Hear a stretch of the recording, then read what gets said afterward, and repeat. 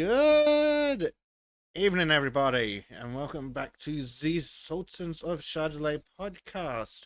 Episode, oh god, I don't even remember anymore. Too many. Episode 228. Yes. We've oh god, there's so many episodes. I am, as always, your host, Bezic, and today I am joined by, well, firstly, of course, the ever reliable Total Blackout Painting, better known as Fat Dave. Good morning, afternoon, evening.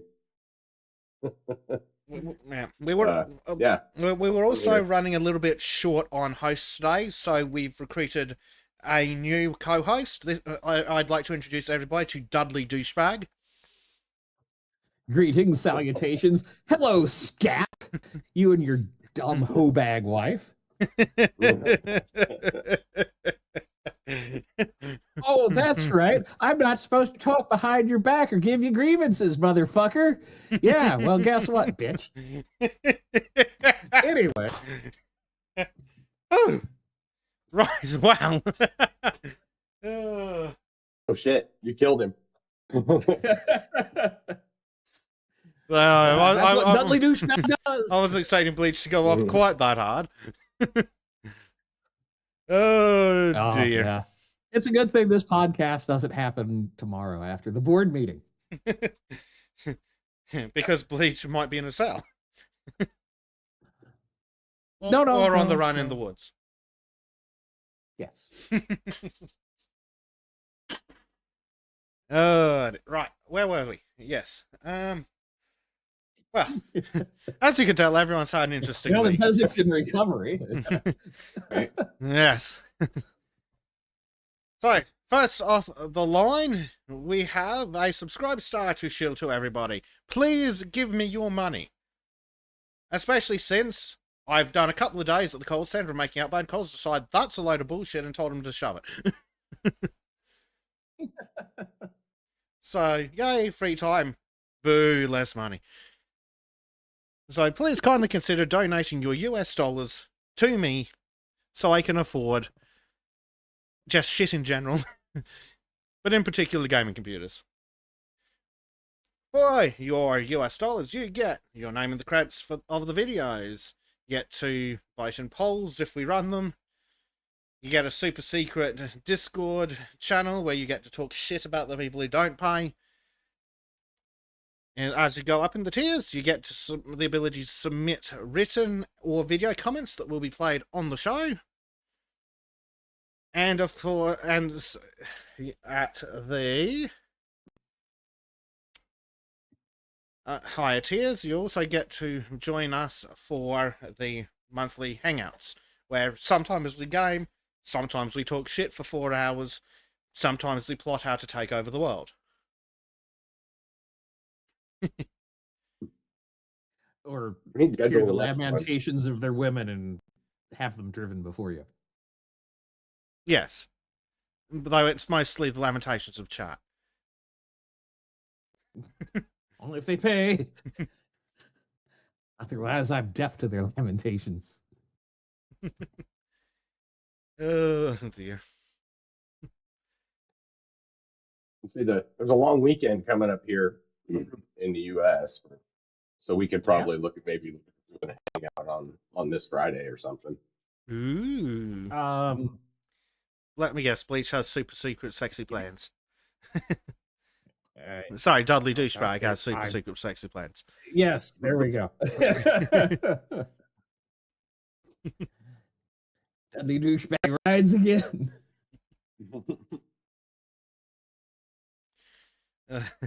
Yeah, and yes, Monkey, there's a whole bunch of lore you've missed out on. I'll DM Monkey. He gets to read the lore. I'm not sure Monkey knows what he signed himself up for. No, he doesn't, but he gets to regret it live. Like many things that happen here, we get to regret it live. Yes. Much like how I live my life, regretting it live. We'll poll the subscribers channel to see when people want to do it. The hangout to pin down a time. think that's prudent. That's usually So- a good idea. So keep an eye on that. We'll do that. Might do that when I'm not paying attention here today. So Dave's just gonna wait until. Bleach, you should change your Discord name. You got to change your Discord name Oh yeah. for the podcast. Like, do I need to? I've already changed it. Huh. It's like I've got to Didn't log just- out and come back in. Yeah. All right. Oh, I can see you. You got to change it on the server. I did. Well, that's Oh, did fun. you? I changed it universally. Yeah. Well, Oh, that's weird. Yeah. It didn't change it here. It changed it everywhere else. didn't. All the other servers. Weird. All right. Oh, that's funny. Well. Well, while Bleach is doing that, let's look at some other shenanigans coming up. Yeah. So, over on the other YouTube channels, this week's episode of Poking Australian Wildlife with Sticks has been postponed to Sunday. So, Sunday streams are back. Yay. Nice. And so you can join us there for some Animal Crossing meets the Australian ecosystem shenaniganry. There may or may not be trains, eventually.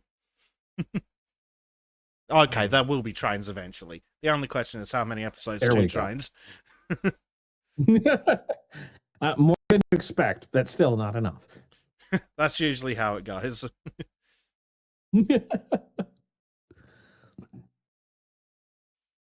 Dear. Yeah. So join me and Disco for that on Sunday night, I think it works out to. Yeah, Sunday night. Britbong time. Over on the Art Shacks, Mr. Trim and Mr. Bleach did a big chat about the Moonite people. Yes, of Cherokee lure. Yes. And Bleach did a whole bunch of research for that and sent it to Trim. What did Trim not do with that? Hmm. I can only imagine. Oh, that's right. Not send it. Exactly. So once again, for some reason, Bezic found himself up to his eyeballs in 1800s era newspapers, or digital images thereof. I mean, you got to admit that the old newspaper articles are kind of fun. Oh, to news go through. sheets are really Like the way interesting. they're phrased. They are. Yeah. For real, dude. Like going through, just reading all these old art stuff, even just reading that shit and seeing how different everything is. And then doing this research, especially doing the fucking shutdown research and watching news stories from the 80s and shit. It's wild how different the fucking news coverage was then. Yeah, the really interesting thing about the news sheets from the 1800s is that they're in modern English. So we can entirely understand them, but the phrasings are very different, and the way they use some of the words is fun. But very interesting. So yes, if you would like to see an example of one of these newspapers, why don't you watch the video? And then you can learn all about the Cherokee traditions. And some weird... What was he? Welsh dude. Oh yeah, Prince Modoc. Prince Modoc. I had a moment when heard that, I'm like, Modoc? What in the Warhammer is Modoc? What is it? Modoc is that's well, they fucked him up in the MCU, but he was really cool beforehand.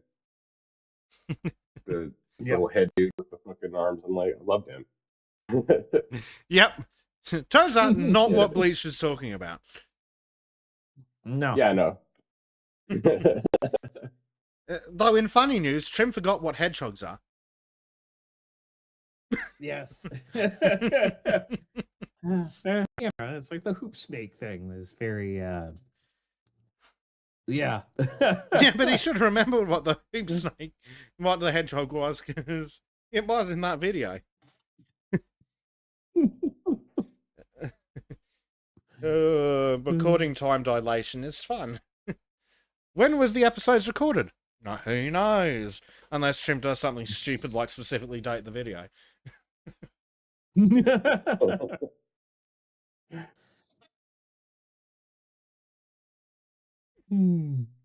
Oh dear.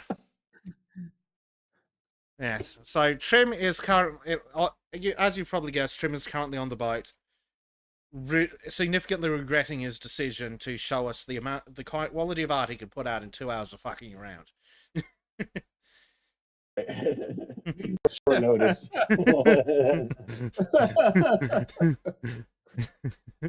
I think he said it at least twice that he's made a big mistake. Yeah, he's like, oh god.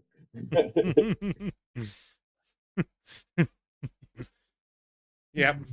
Well, the most recent one, he's like, I never should have put in effort. Oh dear. That's always the problem. Yep. You can't let people know, have any idea you know what you're doing. Then they'll expect you to keep doing it. So, if anyone else is interested, I know Earl is. For limited time, there's a mildly redacted the deep lure. Anyway, live shows till the end of the episode, and then it's gone. Oh dear. Bleach lives in interesting times. Yes, I do. Yes, it's that could be my segment if I wanted it to be, but I that would be doxing myself a little too much. What, you don't want to tell us your name, your son's name, your other son's name, the name of all your friends, the town you live in, what you do for work, and where you go for lunch? Yeah. Uh-huh. Right.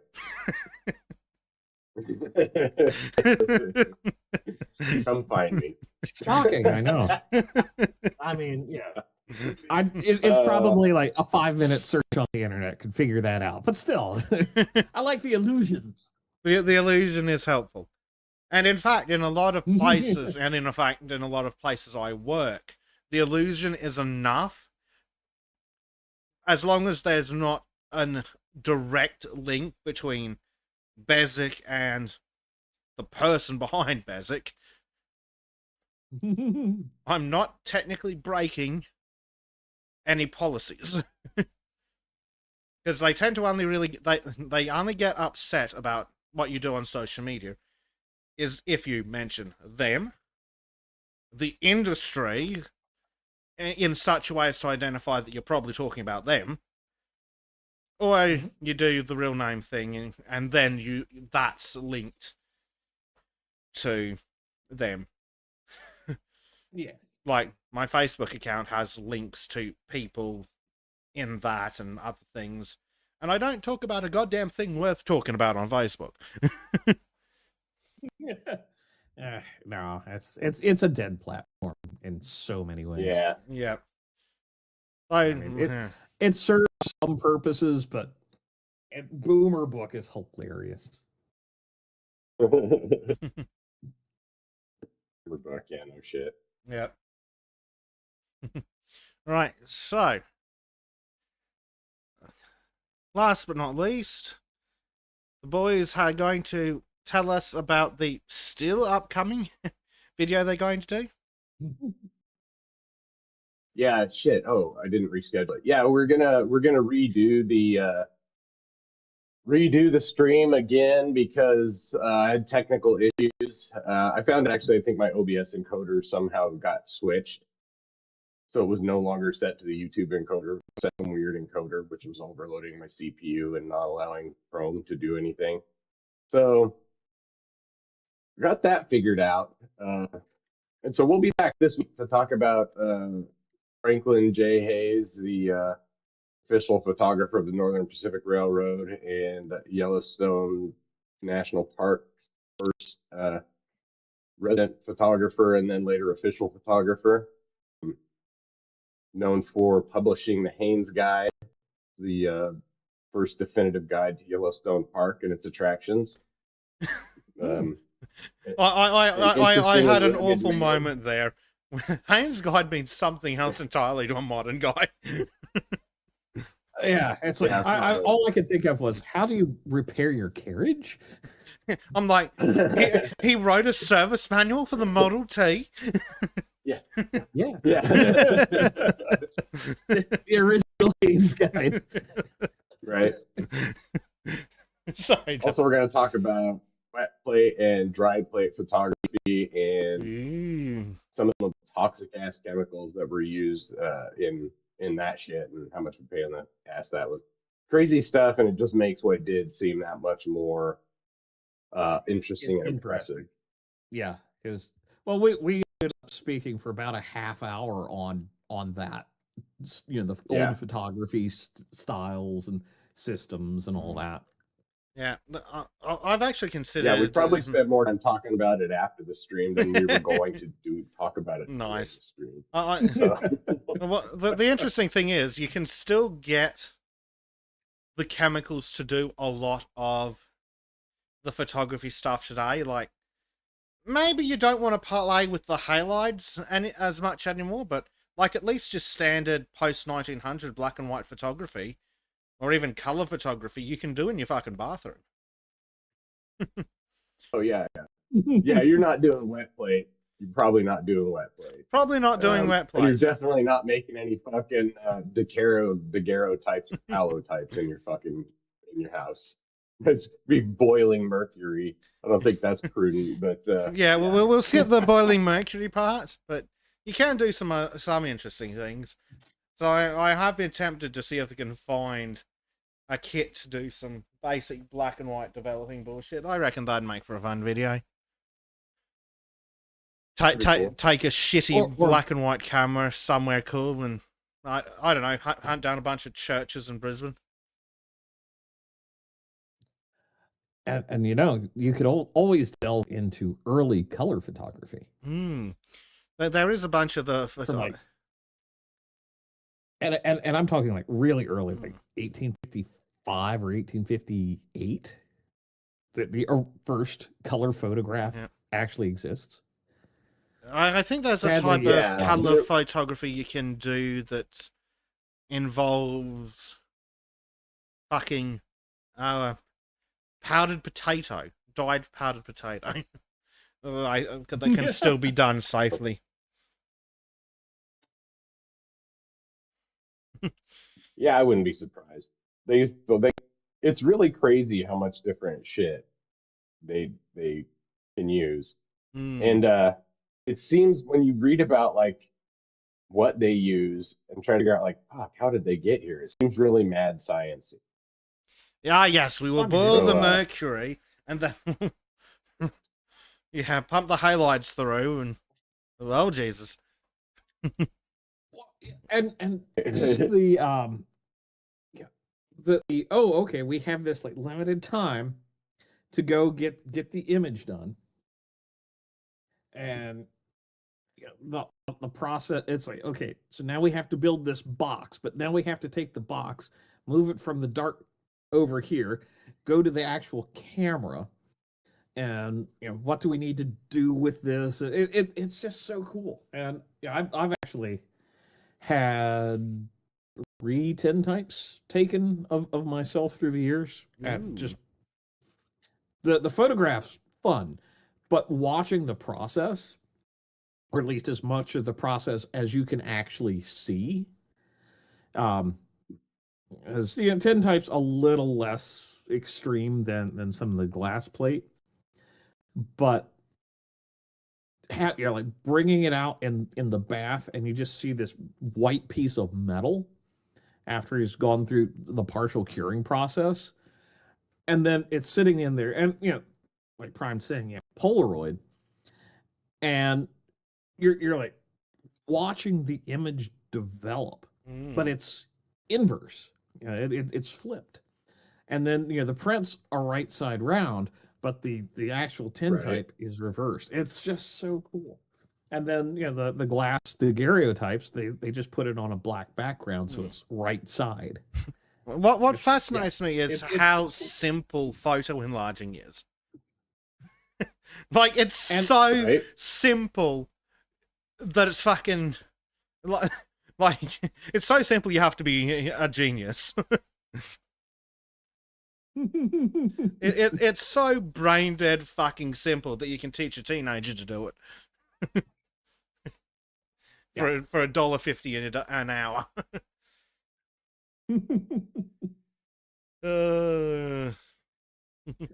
Yeah. Well, and this is just the whole like early photographic process, and maybe this is somebody we need to throw on the list, Dave. Matthew Brady and some of the Civil War photography and that sort of thing. It's such a wild, in the field process, and you know where the list is. Throw it on there. I'll tell you. I just popped into my head right now. So if you refresh that page, it should have the new. I just rescheduled the new stream. So but anyhow, so yeah, we're going to be talking about. That's what we're going to be talking about, and I'm excited because I know this is a subject that Bleach has more experience in and passion for than I do, as far as the art goes. So, so I'm really looking forward to this stream. I was super pissed that we couldn't get it fucking working, but yeah, it's going to be a good stream. Oh yeah, I have no doubt. Yeah.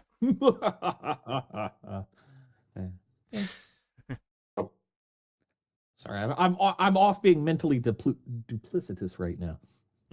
Are you also being arrogant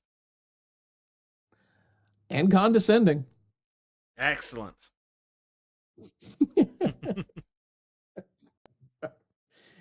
Oh, that's never going to get old. I even have a little Dudley douchebag figurine to print out and stick in the window behind me during the board meeting. Brilliant. Anyway, this is taking a lot more time than we need, but fuck it. Yeah.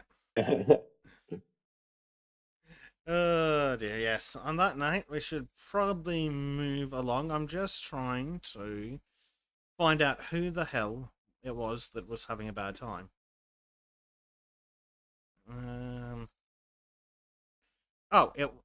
Yes. So, for those of you who are of the praying sort, do send some to Danny and his family. They've had a rough week, shall we say? A very rough week. So if you're of the praying sort, send some their way. If you're not, send him whatever well wishes you have. Yeah, and it's one of those, maybe just reach out, say, hey, thinking of you, and just leave it at that. Yeah, if you want to know what's going on, he posted in the news channel. Keep them in your prayers, and if you can't do that, keep in your thoughts. Exactly. So yes. On that fucking... Is he upgraded to Windows 11? Ugh, fucking Windows 11. Fucking Microsoft. Oh, we'll add some more AI to it. No, fuck you. Fuck your AI. What do I have to do to get a computer that's got no fucking AI on it? Do I have to fucking shave my head, put on more weight, and install Linux or something? Yes. God damn it. I don't want to be a Linux person. I like using my computer, not working on it. Yeah. I put Linux on an old laptop that I've semi resurrected, and it's like, well, it works, I think.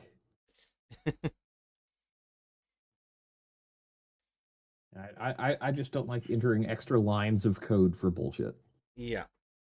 Though it's getting to the point where you need to spend so fucking long de-bloating Windows 11 that you might as fucking well just learn Linux.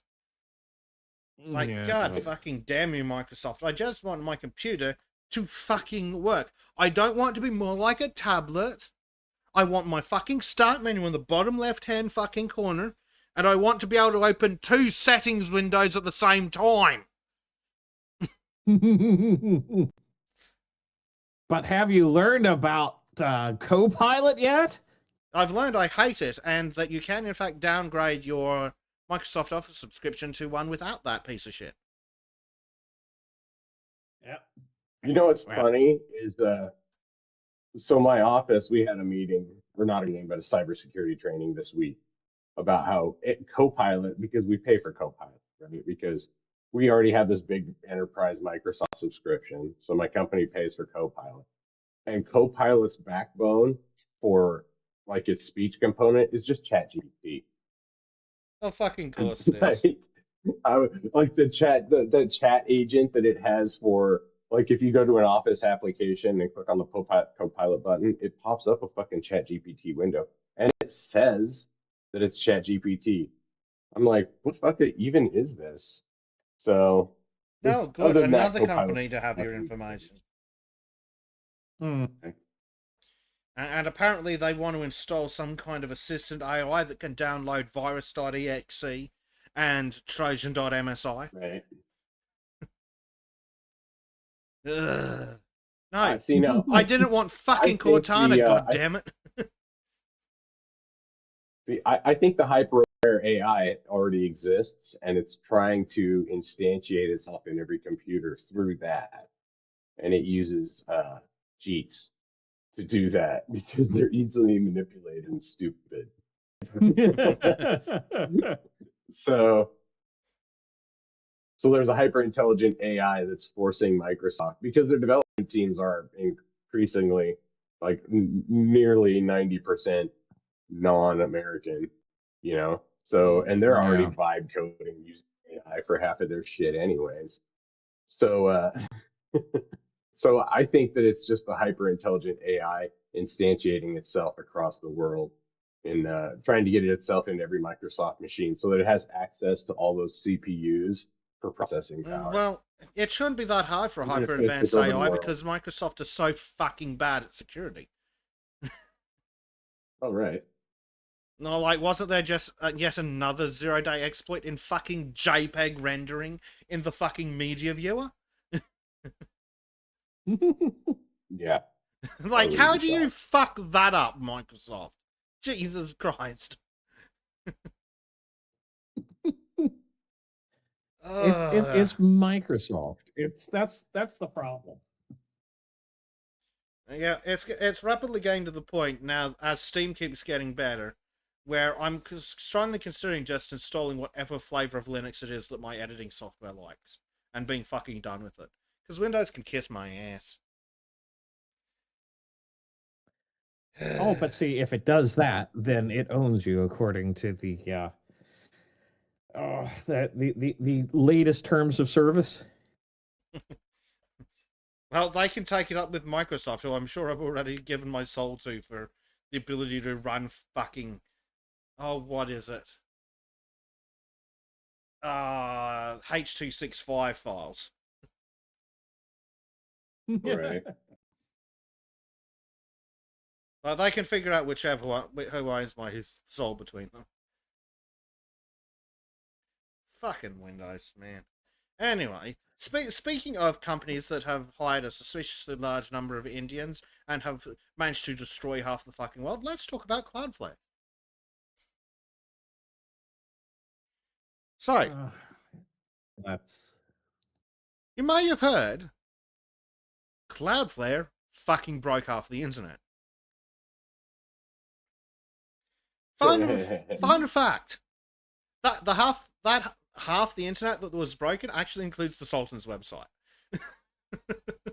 Funny. That's how fucking pervasive Cloudflare is. The Sultans website is actually behind it. Yeah. Ugh. It, it's such a it's kind of like when they had that solar flare problem a while back.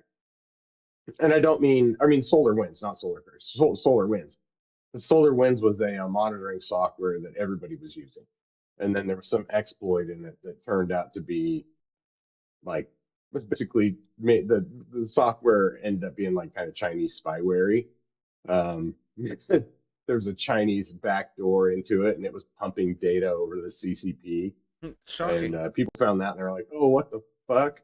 Especially since it was like the network uh, monitoring system for most of the government. Um, it's funny how like shit like this really puts a fine point on how the um, monopolization of the environment puts everybody at risk. Yeah. I'm not diversifying this environment causes fucking too big to fail type problem. So yeah. Anyhow, on with the story. Yes. Just a quick thing. Wasn't there something about Obama and kind of decentralizing the internet out of the United States towards the end of his term? And then all of this stuff starts popping up. I mean, Amazon's So on the east coast of the US, and they keep fucking breaking half the internet as well. So, Yeah, it was like well, the net neutrality bill or whatever the hell. and God knows what that it was. was it was the early beginnings of the cloud back then, towards the end of the Yeah. Obama administration. It was back to where um, people were storing everything in, or people were hyper focused on the cloud. Much like the executive class is focused on the cloud, they get focused on security. Which is good. It's good they focused on security actually after they lost a whole shit ton of money because they never listened to it before that. And now they're hyper focused on AI. So back then, there was a huge concern, and there still is, about the centralization of data, taking everyone's data and putting on Amazon's fucking cloud. Well, what happens when Amazon decides to go nuclear and delete everybody's shit or steal Mhm. everyone's data or whatnot? You know, Or you've pull given an them the fucking Amazon. power to do so. Yeah.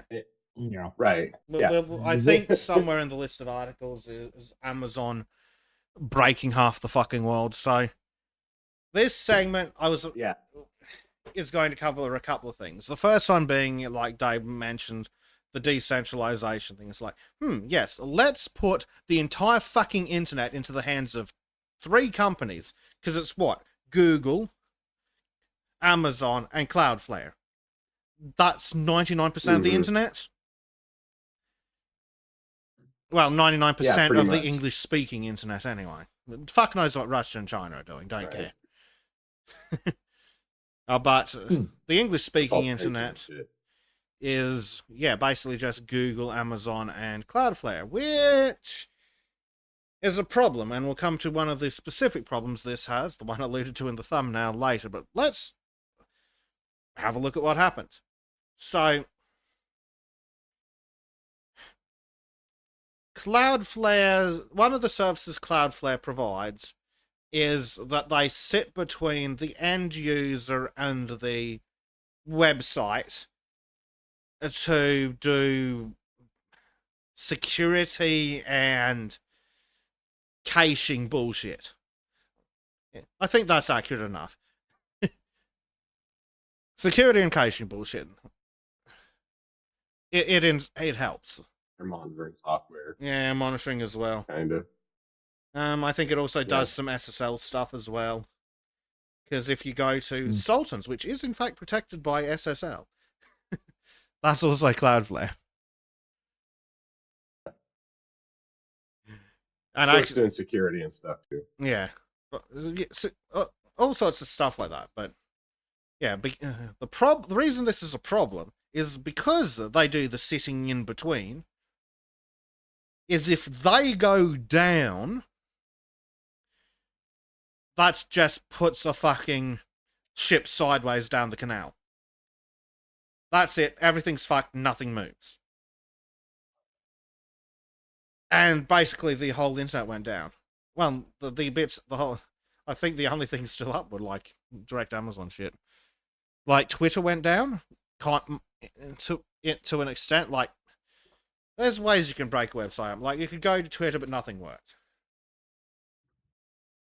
Yeah, we had at my work, we had partial services go down.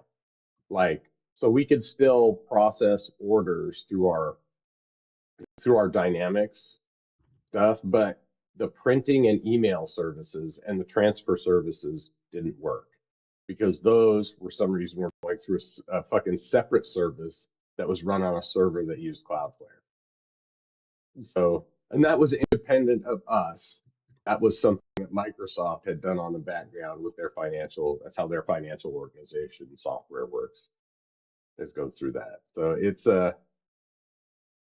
doesn't even have to affect whole systems to take shit down. It just has to fucking it just has to take a little bit to fucking crush the system. Yeah. Yeah. So yeah, Cloud, they took down a massive amount of the site. So the thing that we're looking at the moment is from Cloudflare themselves. So we'll see what they have to say, and then proceed to ignore them because fuck them.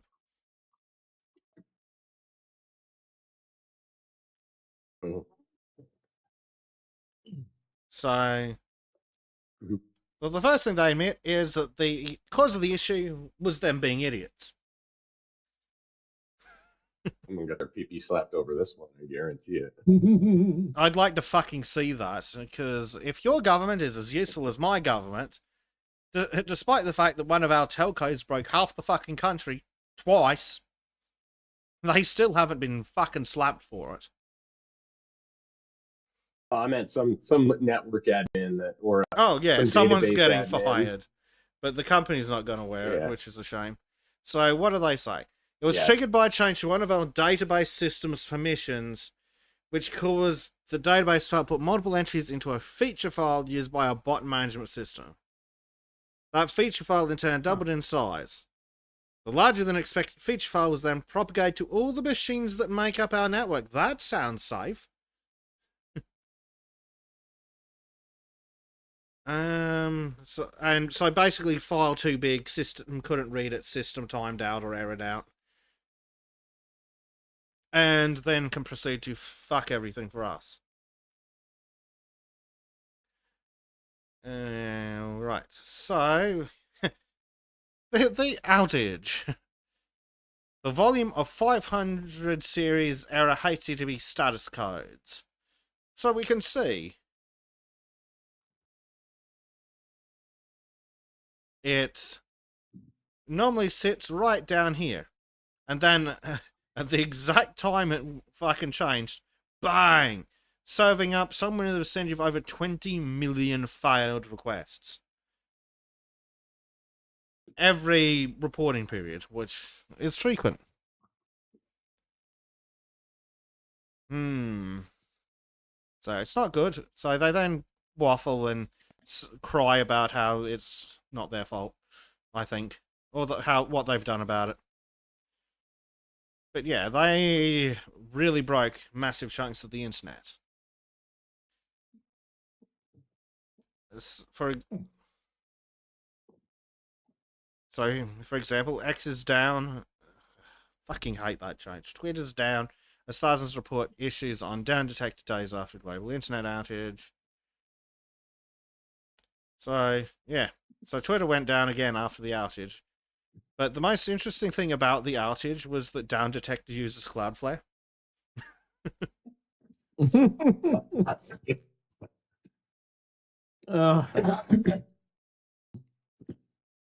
That's funny. So yeah, and then of course Twitter went down because why wouldn't it?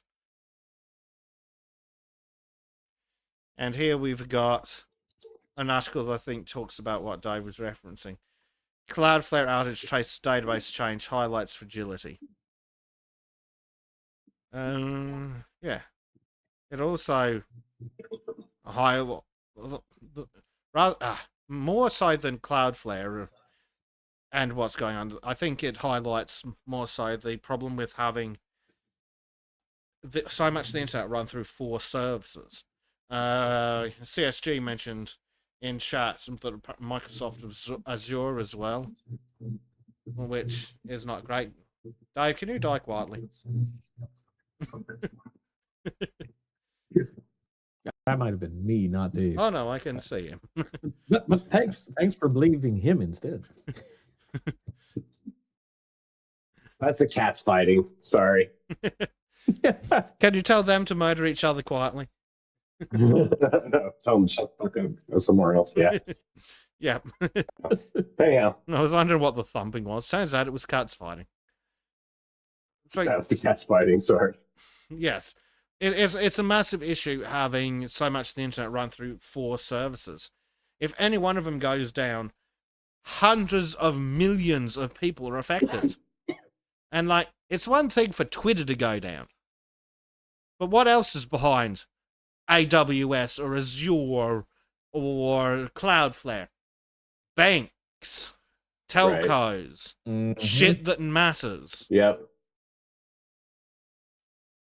Help credit card And all of these companies. Yep. All of these decisions being made to migrate systems to these centralized services made by executives that don't understand the actual risk when something like this happens. They operate under the assumption that this kind of shit couldn't happen. You know, just like they operate under the assumption that AI is going to save the fucking company. You know, AI is going to save the world. They thought, oh yeah, if we just stored everything in one place like everybody else is doing, then we'll be cool. At the rate they're Like, going, no, then fucking. you're putting all your eggs in one fucking basket, dickhead. Yep. Well, yeah, you know, is it just me or has this happened all like last 2 weeks as well? Well, yeah, it's not like this is just a one-time problem. It seems like there's this series of problems that have been happening here in the last month. Well, it's not just those. It's actually been ongoing. When you look into it, there's been multinational outages every month for like the last 5 years or plus. Like every time you look into it, if you type in internet outage or global internet outage, you get tons and tons of results. You want to see us really scary one? Type in nationwide internet outage, which is a bit of a problem. So you know how all the governments in the world decided they're a bunch of fucking idiots and they were going to replace standard telephone systems with essentially glorified VoIP machines? Yeah, cool. Guess what happens to 911 and or local equivalent when the fucking internet goes down? Right. Oh man. Right. So all these companies relying on AI agents for shit too.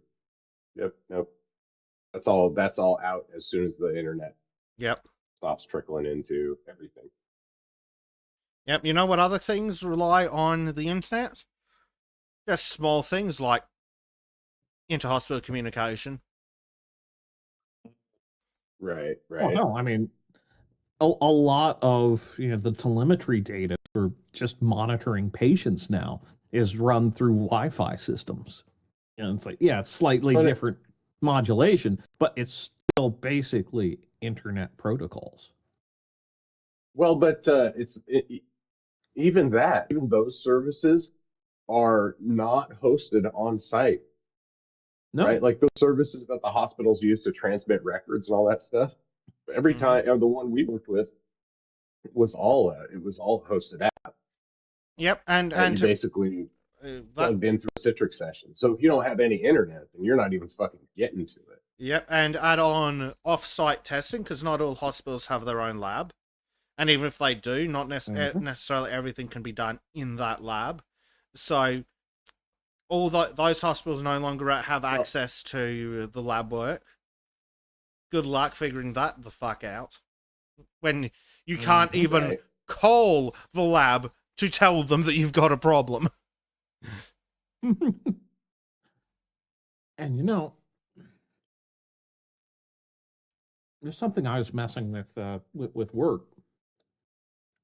Fire alarm systems are heavily tied into this stuff now too. Yep, like here in Australia, you know what else is? The government basically power grids are tied into this shit too. Oh yeah. Fortunately, power grids have other ways, but yeah, it's still a massive problem that so many things are tied into the internet now. And it's not like everything has an alternative protocol microwave link. I'm sure Bleach could spend 7 hours explaining to us. I could, but I'd rather not. Yes. What was my point? Yeah, like there's so many things that rely on the internet. Like, think about how many things in a day the average person does that relies on the internet, and then can't easily be resolved. Like, for example, because I'm incredibly lazy, I have Wi-Fi light bulbs. If the internet goes down, yes, that inconveniences me. Well, actually, it doesn't because it's a local system, kind of. But say it did have to go out of the house to work, I could still get up and flick the switch off and on again, and the light bulb would turn on. But like those dipshits that had the fucking internet-enabled beds, mattresses, and shit. When that stuff went down a while back, and they couldn't use their fucking their fancy temperature-controlled mattresses wouldn't work because they couldn't authenticate their app or some shit like that. Thermostats is another good one as well. Especially the people that are stupid enough to give the power company access to their thermostat. Pro tip, you don't have to turn that feature on your smart thermostat. Would never do that. Yep. Oh, and like your smart refrigerator, the whole Internet of Things. And it's like, no, I do not want my refrigerator telling me that I need more, deviled eggs or some shit. No, fuck you. Yeah, like I use some Internet of Things shit that isn't necessary. Like the light bulbs is another example. The wall-based PowerPoint plug-in air conditioner I have goes through a smart switch because it's cheaper than just replacing the thing with an actual Wi-Fi air conditioner. The ability to turn the air conditioner on before the half-hour drive home, really handy. So much shit is connected to it, like traffic management as well, like these stupid fucking smart highways that never seem to help anyone at all ever. That shit's all routed through the net.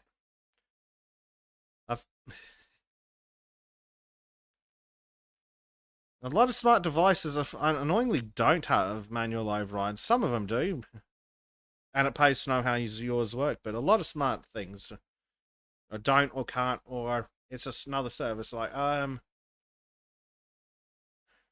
life alerts, that kind of thing. The little pendant you give to Granny. Life Alert sponsor us because that shit relies on the cell network, which is backed by fiber optic, which wireless networks for cellular is maybe 10% over the air, and the rest of it's fiber switches and hardline. So yeah. And as we'll cover later, turns out one company can in fact fuck all of that up too. So yay. Very helpful. So think about the amount of shit that relies on the cell network as well. Fire alarms, security systems. Actually, speaking of the Internet of Things, a lot of people now have fucking smart insulin pumps, which is actually a legitimate use of smart devices, but it's also like, but what if it breaks? Does it have a backup Or- in no internet mode?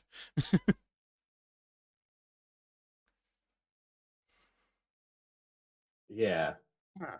or like the glucose monitors and Mm. pacemakers and all that shit. Which, again, are legitimate uses And I of the sure as fucking technology, hope but they don't have pacemakers. Don't enable Wi-Fi, wireless, anything except for charging on a pacemaker. yeah. Holy Yeah. shit. I don't know if they Imagine do being able to get your inbound to the pacemaker hacked. pacemaker, How but terrifying. there are some pacemakers that can send your heart rate back because obviously it's stuck right there. So why couldn't it measure your heart rate? It can measure. It can measure the electrical rhythms. It can, presumably using the app, text your wife if you're having an arrhythmia or something. Which again, really cool features that stop working Yeah. if when shit like this happens. When the internet goes out. Yeah. Oh, I should probably clarify. When I'm say the internet, I do mean I am slightly extending the definition to include anything that could be run through a telco. So it also includes all cellular and phone services as well as the standard internet. Yep. Because it's basically, again, just runs through the fucking internet. Again, we'll look at why we know this later. So yeah, it's a big fucking problem when important shit. What are the other things that people use all the time? Like, again, we'll come back to it. Like your payment options. Like, imagine your bank runs through Cloudflare to protect the fucking card reader at the fucking gas station. You've just filled up on gas and Cloudflare crashes, or Amazon crashes, or the bank falls over. Bit of a fucking problem. Yeah. Especially if you don't have fucking cash on you. It's something where, and it's just again something reminded me of work. I had to add a line of cable like 2 years after the fact because they put in vending machines and like ice cream vending machines that needed an internet connection through the cellular network at a university. And it's like, excuse me? But yeah, I mean, it's just because they wanted to do either process student IDs or credit cards. It didn't take cash. And that makes sense. I mean, it seems weird, but it makes sense. But at the same time, it's like, man, this is kind of where it's all going. That was a strange moment for my brain where it's like, people are going to get so reliant on this when an incident like this happens. It's just gonna go batshit crazy. I'm kind of here for it, but at the same time, I'm a little terrified. My Luddite heart is a little palpitating this morning.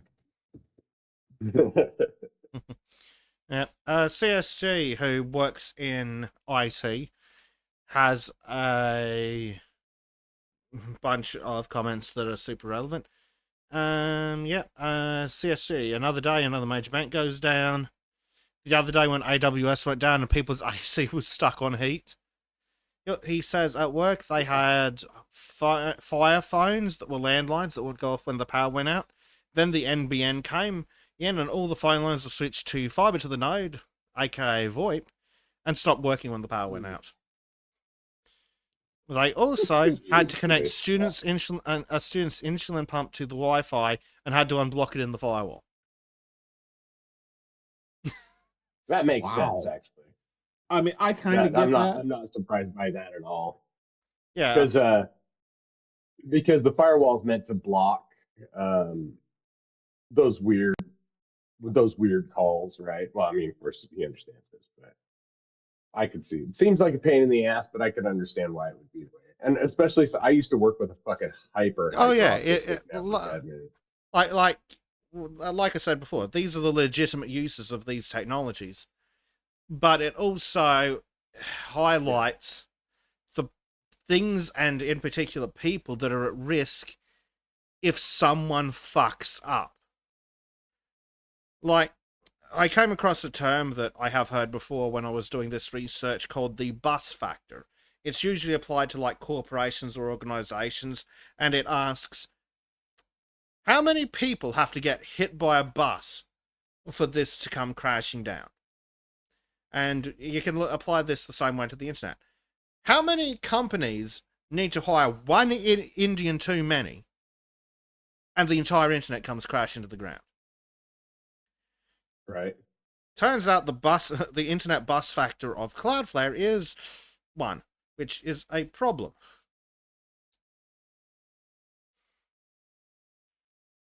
Very big problem. So many things use the internet / phones that it's an issue. So, let's see, what else do we have in these articles? I think we've actually covered most of the things. The outage took down Twitter and Twitter and ChatGPT. That's what the technology reporter for the BBC thinks are the most important sites behind Cloudflare. But those were the 2 sites that I used. Wait, she's a technology reporter. She goes on Twitter and then gets ChatGPT to write something about it. She couldn't fucking work all day. Right. Yeah, no shit. Yeah.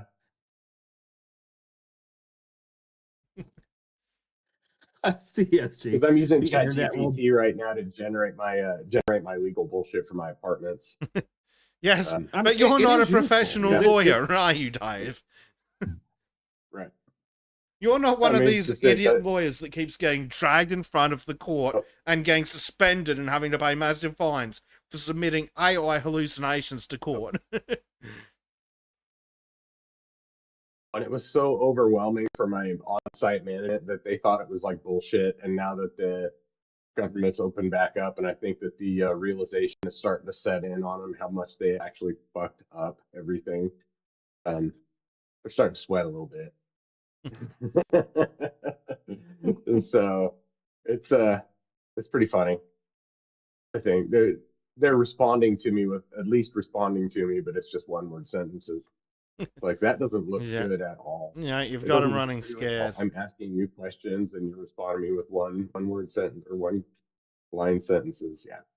So anyhow, so yeah, it works well for that. Yes.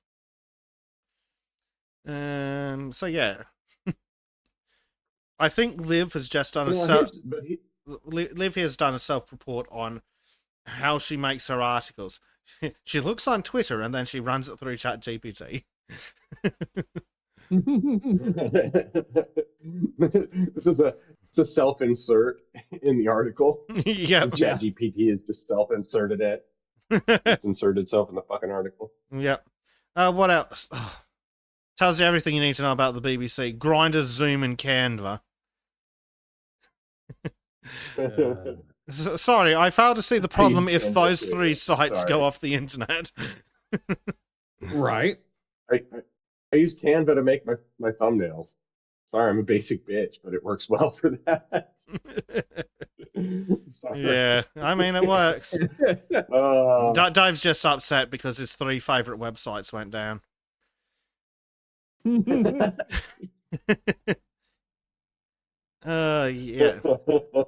I will.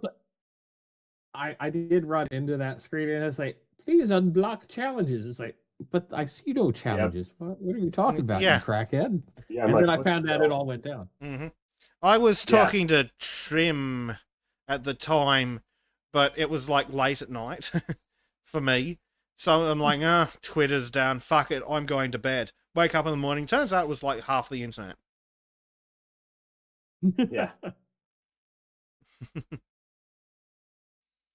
Oh dear. Yeah. And I guess the problem is like, how do you fix this? Right? How do you decentralize this service? That's a fucking good question. It's not susceptible to like this. Well, step 1 is to get everyone you care about into amateur radio. Step 2 is maybe we actually need some government in this. I hate to say it, but maybe we need some monopoly breaking and some regulations about, like backups and shit. Please actually regulate that companies can't make a single change that breaks the internet for 1 billion people. Oh, Jesus. Absolute mess. And yeah, again, this is after the Amazon Web Services went down. And apparently Microsoft Azure also went down in fucking hell. Yes. Like, I haven't heard about this one. Yep, 29th of October, there you go. So, yes, like you said, Bleach, in like the last month, Amazon, Azure, and Cloudflare have all gone down. What's the other one that needs to go down? Google. Google, yes. Yeah, no, they'll go down during the stream.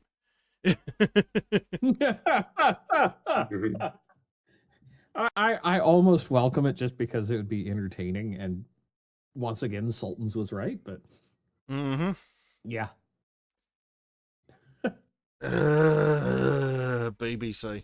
Well, I guess the other part of this too is that these changes, because they are, I mean, you have to update systems, right? Like there's just, you have to update stuff and change things. The Yeah. environments aren't static. So it's inevitable that there will be some kind of issue, right? Like just and the guys that are really in charge of this shit, like there's a reason why they make $200,000 or $300,000 a year. And it's because if they fuck up, they're gonna have to live off that $200,000 or $300,000 a year while they're looking for another fucking job for a while. But there's also the fact that when they fuck up like this, they do 27-hour work days for a month to fix it. It's a right. It's a high paid position because it's a high pressure position, and it's one of those positions where, like, the people that actually do the work, like we're different. not talking CEOs here, we're talking like heads, Right? Exactly. We're like heads of departments and things for tech. Right. Not like a sales manager that can just fuck off whenever he feels like he's made enough sales for the week. Right. Like, these guys are in charge of actually making shit work. So the stuff that doesn't make profit but keeps profit coming in. Yeah. Right. And so that and shortly, I guess I don't know how much longer it's going to be until all of this stuff is just monitored by an AI agent. All the network issues are just monitored and handled by an AI agent. Or they can have, like, a lot of these outages are the result of a misplaced line of code, or something as simple as a fucking misplaced punctuation somewhere. Yep. Which is really crazy. And there's right. So there's so much room for human error in these processes, and it's bearing out, obviously. And I think that the reason why we're seeing so many shortages now is because it's a bunch of fucking Indians running the shit. It's not because there's super high quality people in charge of this shit anymore. A lot of the stuff is patched together by H-1B morons. And don't worry, Dave, they're all going to Canada soon. People who Canada's going to steal your H-1Bs. Right, exactly. Right. Sensible Center Point said it's okay, you'll decentralize with Rumble. Ah, yes, Rumble. The website that we used to stream exclusively on until we all got so angry at it fucking up that we decided we'd start going streaming on YouTube again. Right. Oh, fuck. Like, it is good to have the backup option, but god damn it, Rumble, sort your shit out. Yeah. I mean, ultimately, the best way to solve a problem like this would be to federate it and spread it across multiple instances, so that one instance going down doesn't it only slows it down. It doesn't stop it.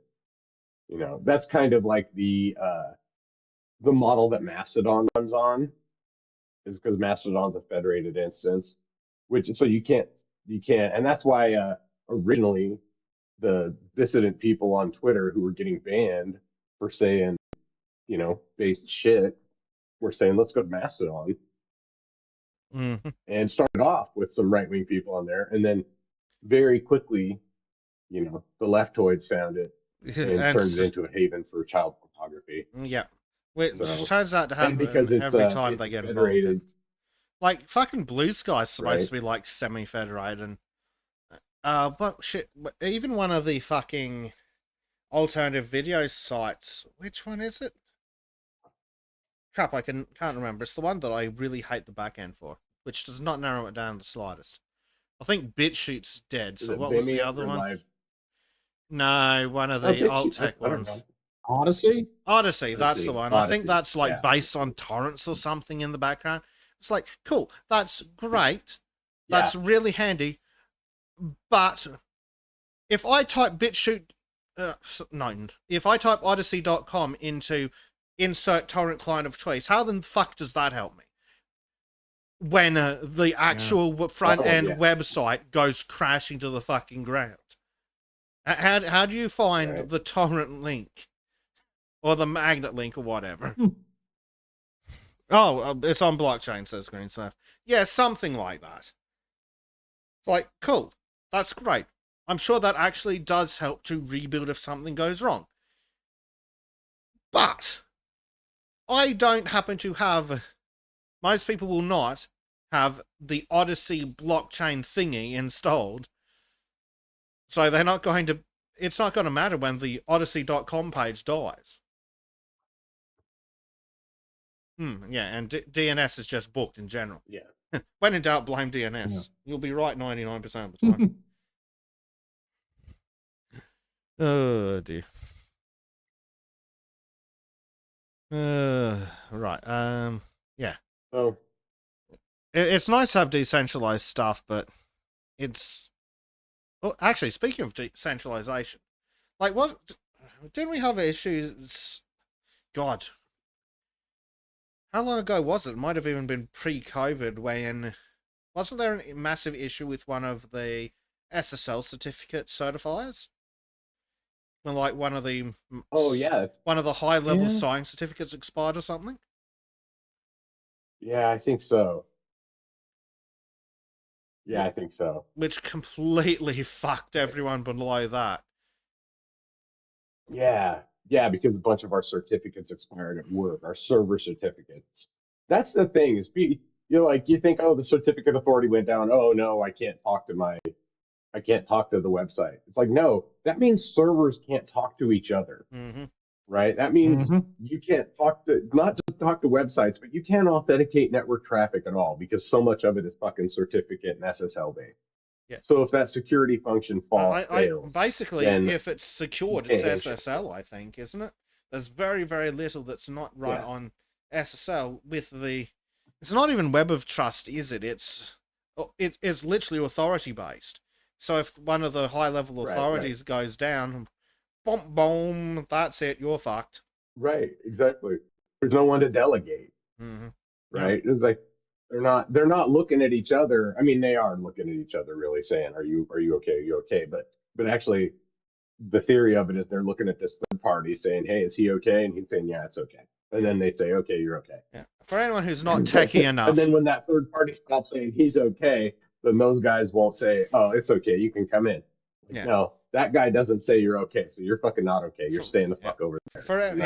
For anyone who doesn't understand it, I'm going to put it into really reductive terms that may not be entirely accurate, but should get the point across. So say Bleach was the king of Orange. And he says, Dave, I don't have time to say who all the good people are. So I'm going to let you also say who all the good people are. But every week, you have to give me a list of who all the good people are. And Dave goes, cool, not a problem. And then he goes, holy shit, there's still a lot of people. Bezic, I want you to do the same, but for me. And then I go, cool. Then Dave dies. Bleach doesn't know I exist. Yeah. What do you do from there? Basically, and like, unless you can do some really cool shit, guess who's rebuilding everything from the ground up? Right. Not to mention, didn't fucking SSL have Heartbleed or Heartbeat or whatever the fuck it was just a couple of years ago? Honestly, I'm surprised there isn't more computer crime. Well, and there's just so many. Gosh, I could go into server updates that obviated shit. I don't want to do that. But yeah, it's really like. Speaking whole of, economy- Bleach's internet's down. Our whole economy is basically like one bad update away from crashing, and people Speaking of increasingly Microsoft, have a feeling that oh could no, wait, also be our power grid. yeah. What was that, That was Microsoft ironic. update that fucked up? Yeah, hello Bleach, welcome back. Oh yeah, the Windows 11 security update that bricked a bunch of hard drives. That too, but what was the other one with that update? Yeah. CrowdStrike, that's it. Oh yeah, The yeah. CrowdStrike update that fucked half the world again. Yeah. Yeah. So it just keeps happening. It's going to keep happening because we lack the will and the ability to decentralize. That the other problem with having everything centralized in one place is it stifles innovation. Yep. Because when you have hegemony, you don't have a fucking incentive to make things better as long as they're working how they are. Right? When you're on top, you don't need to make things better per se. Yeah. You know, you got to maintain shit. You know, which is something the African kings forget. You got to maintain shit and keep it at a certain level, but you don't have to necessarily make it better. You can allow shit to stagnate. And because what else? What's the alternative? Who's coming up behind you? No one. Like AWS doesn't have to update their infrastructure beyond what it takes for them to just keep functioning. They have no obligation to make their services like better because where the fuck else are you going to go? Mm-hmm. Yeah. They're running at a baseline, and there's almost no competition unless you want to start doing unless you want to start hosting your own shit. Which is fucking the last 3 Microsoft anyway. Updates fucking because that Bleach is gone again. Speaking of garbage, isn't it? Oh, there it goes. Nice coming back. Yeah, so many fuck ups, and like then you added ISPs into the mix, and they are so monopolistic. Like again, we'll come to it, but in Australia there's like 2. Oh, but there's this many companies. No, they all use the hardware of the other 2. So there's 2. Right. Just because there's a bunch of fucking resellers. Right. Well, all the hardware and all the infrastructure and shit they use is publicly owned. Mm-hmm. Like they didn't pay for all that shit to get put in. The taxpayers did. We did. You know, that's why they're allowed to operate in that way, in kind of a monopolistic fashion, which they shouldn't be. You know, there should be more competition there, but especially cable companies, we give them utility level status. And so they get to come in and set up 2 fucking ISPs for the whole goddamn country. Honestly, you're lucky you've got 2. Instead of allowing someone to come up with something better. Right? Like, the only reason you guys even have 2 is because someone broke a monopoly, right? Mm-hmm. Was it Bell and AT&T or something else? Well, yeah, no, it was, there used to be a few. Well, no, it was Bell Telephone back in the 80s that finally got broken up. And then you had all the baby bells, which is like became Verizon, AT&T. Then they also pulled them apart further, where you had little regional carriers, little regional telcos, and some of those companies are still around, but these big nationwide networks are kind of the problem with the current Yeah. status of things. Well, the good news See, the is, town I Bleach, grew you up in got ran Danny.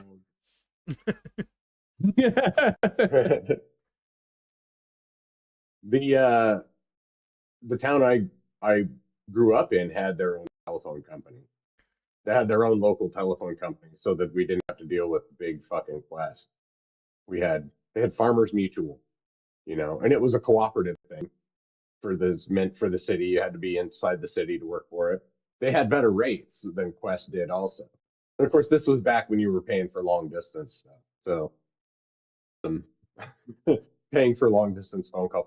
God, doesn't that just seems so Archaic. weird? Mm-hmm. Yeah.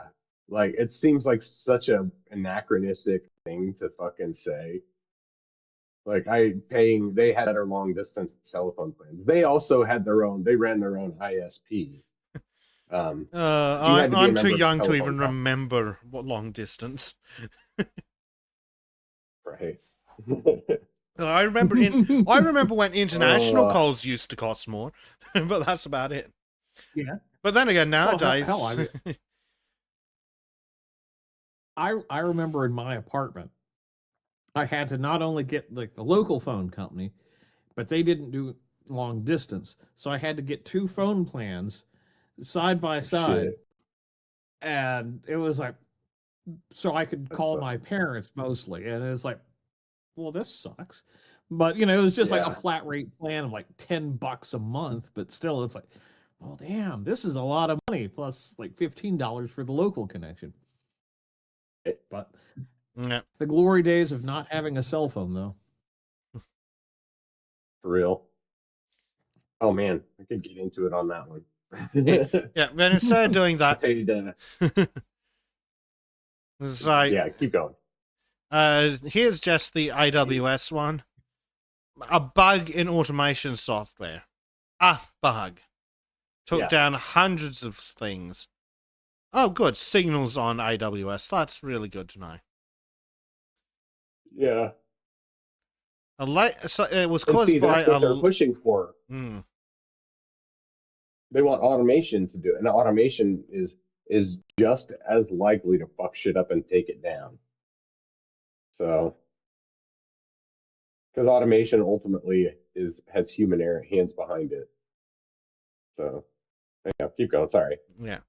So they say that it was like customers were unable to connect to some database because of a latent defect within the services. Oh, it was fucking DNS. Automated DNS management system. Speaking of fucking Oh, DNS. Yeah. Oh, fuck's sake. Oh, God. The ABC. What we know about the outage and why it was such a big deal. Yeah, writing's dead. Why it was such a big deal? Because a quarter of the fucking internet runs on it. That's probably why. I'm just skipping a bunch of things. Oh, here we go. Previously, CloudStrike went down, and because so many things ran on CloudStrike, airports. The airports are a big one that we didn't mention before. yeah, yeah, yeah. All the fucking scheduling systems all run on Mm-hmm. and internet back shit.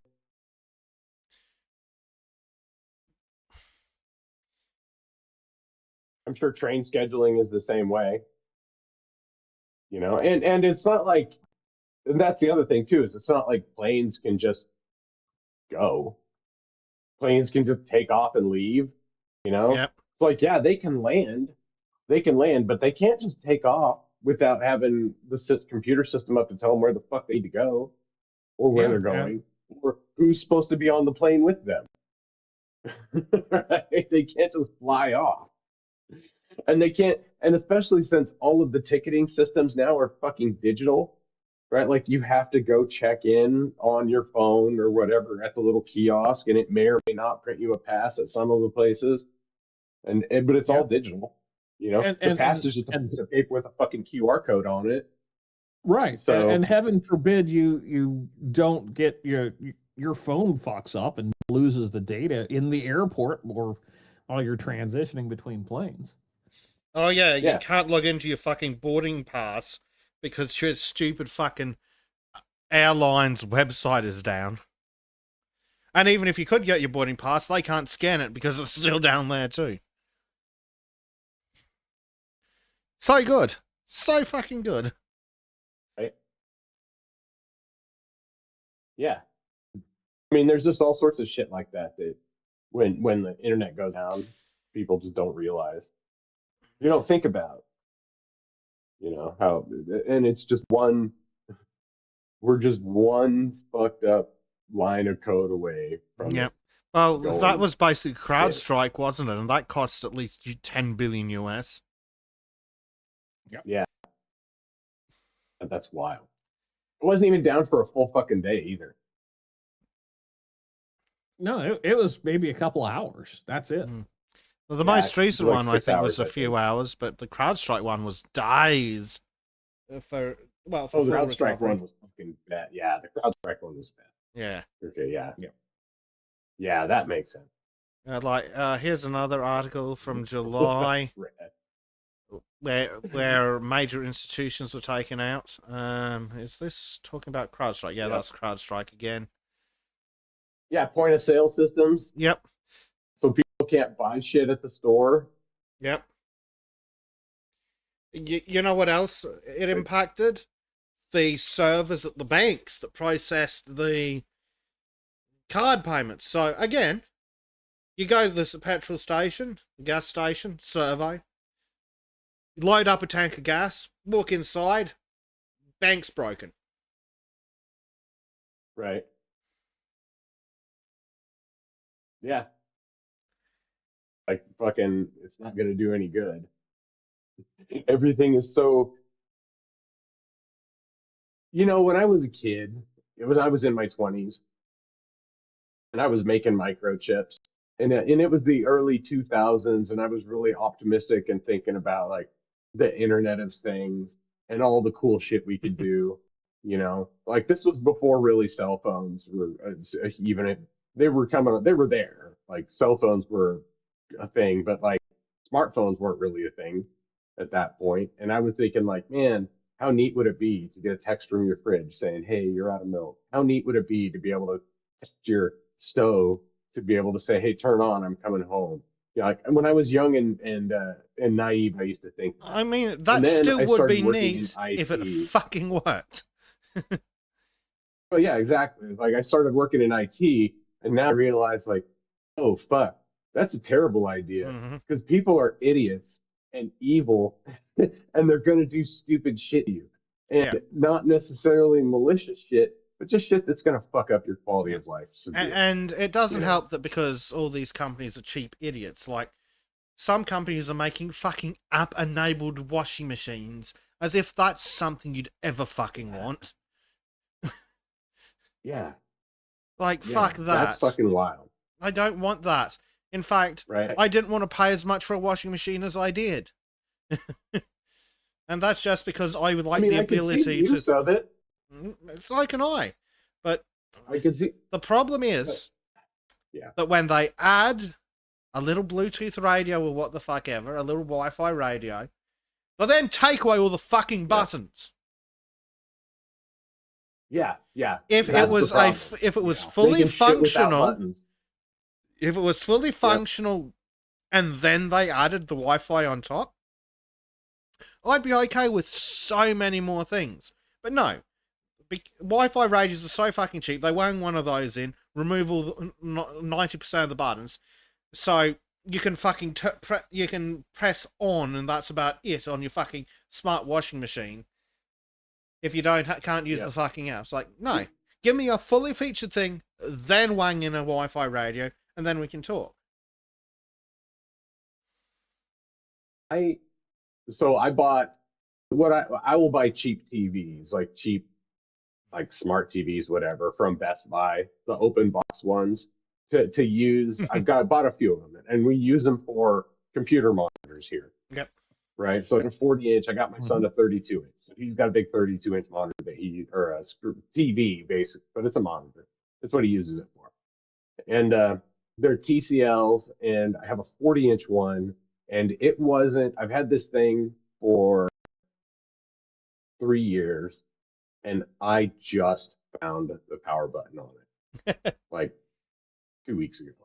Just Oh, found the modern power. TVs have pissed me off Like, the only because they've only got like a power it's hidden in button. such a weird fucking.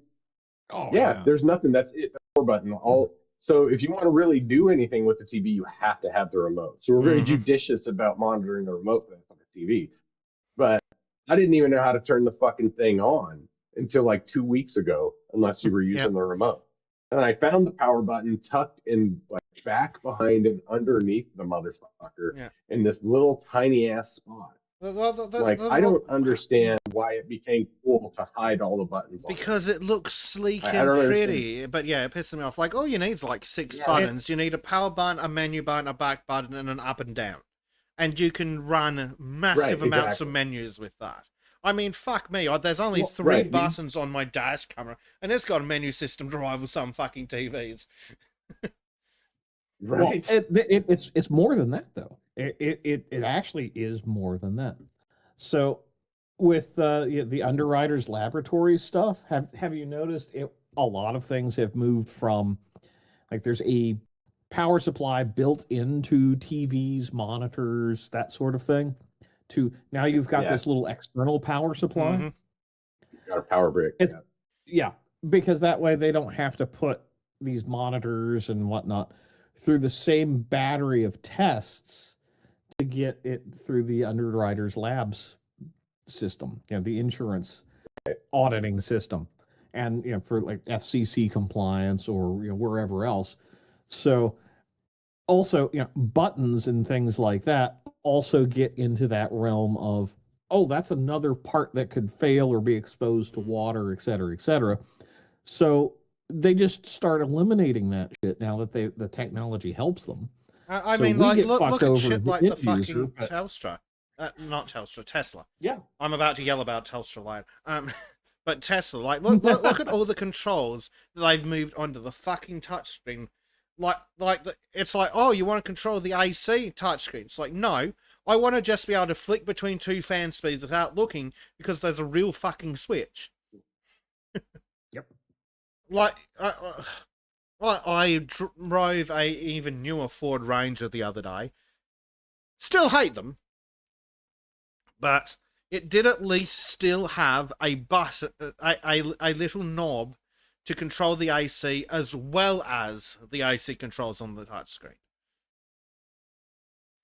Yeah, it's wild. It really is. But Yeah. I'm just so very tired of not being able to control things like I want to, what I intuit as what needs to happen for a lot of these items. Mm-hmm. So yeah, I'm just like, no.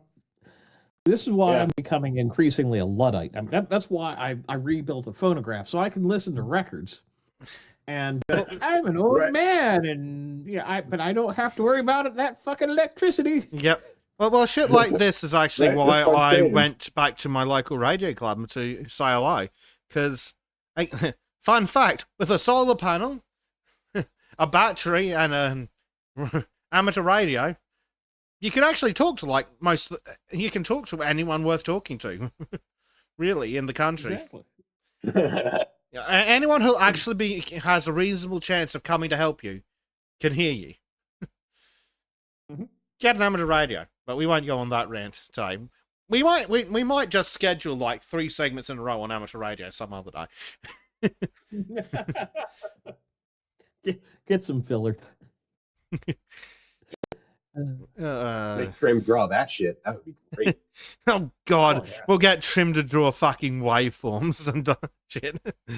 Oh, actually, even better. Get Hopefully work him out, to actually.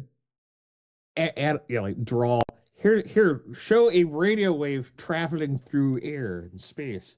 Give us a visual representation. Oh, let's do ground wave, Trim. Hey Trim, let's do moon bounce. Oh, Trim, I need you to think he- quickly draw me the difference between duplex and simplex. Anyway, before we just sit here, Drop the mate. quarter folded dipole. Yeah, We're exactly. getting a little off. Yeah, in the weeds. before we just sit here Yeah. and Bleach and I make nerdy radio jokes at each other for an hour, let's have a look at some of the other outages. In 2023, unplanned outage of all Optus internet, cellular, and fixed line services in Australia, starting at 4 a.m. and slowly starting to be fixed from 1 p.m.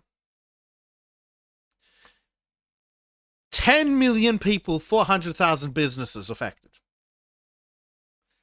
All internet, cellular, and fixed line service. And conveniently, they tell us California went. Yeah. Population's not probably comparable. So, Oh, sorry. Dick. Keep going. Optus is the second largest wireless carrier in Australia, serving over 10 million customers, in part with a 4G network that's reachable by 96.9% of the population. Around 25% of Australians use Optus for the cellular service and 90% for broadband internet. That's going to be dodgy. 19% use it? I don't fucking think so. It's going to be higher than that because of all the resellers. But still, 10 million customers. Yeah. There's only 27 million people in the country. Like half the country. Yeah, just only half the fucking country. 27 million, there's right out of that 27 million, there's probably about 1 million of them that don't actually ever use internet on a regular basis, kind of stuff. Probably. Well, or at least a percentage of them. I'm a smart cookie, so my phone can actually take a dual SIM. So I got the other company as my secondary SIM.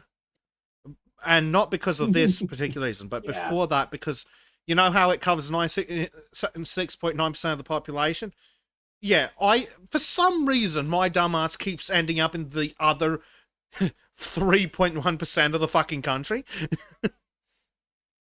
So I need the coverage. But when this happened, I went, oh, thank fuck, I've got a second SIM card. I can at least call the emergency number.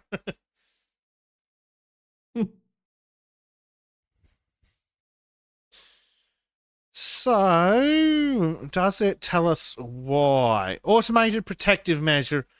Again, the cause is likely due to several routers disconnecting as an automated protective measure against routing update overload. So they don't want to tell us what really caused it. The outage raised concerns about the move to a cashless society and Australia's over-reliance on internet access. No shit. Yeah, no Another major incident, 2022, Rogers Communications. A Canadian telecom provider. Yeah. Major service outage affecting more than 12 million users of their cable, internet, and cellular networks. And again, like Australia, your phones run through the fucking cable internet as well, so they are down. Right. So basically, everything was down for 12 million people. Yeah, which is like half the fucking country. Yes, exactly. You know, like that's a lot of people in Canada. You know, the only reason it wasn't affecting more people was because there just aren't that many more people. Well, exactly. This is like if AT&T went down, or what's the other one? Verizon, T-Mobile, those are the big three. Yeah. It's comparable to if one of those three went down in America. Sure, it sounds like small numbers. They're the equivalent to AT&T in America. Rogers are. I mean, I know because they use the same phone carrier. Yeah. Lines. So yeah, while the numbers sound small compared to America's population, it's equivalent to 150 million customers in the US. Right. That's wild. Yep. Like, yeah, we're just over reliant on the centralization of technology. We are. We're It's putting horrific. ourselves in the. Speaking of We're loading that ourselves reliance on up for technology, catastrophic failure. going back to All 2021, right. Oh, there we go. Centrelink took Fucking out CenturyLink. The 911 and was affecting Washington's This 911 is a system. major landline phone provider here. Yeah. So, CenturyLink. yeah. Severely disrupting emergency communications on and off for more than 49 hours. At least 10,752 calls were blocked from reaching a 911 dispatcher during the outage. People died because of that. Wow. Yeah. I don't need to even look for the proof of that. 10,000 calls didn't go through. People died. But don't worry, Optus did that too, but that's going to count. 4 rotten packets.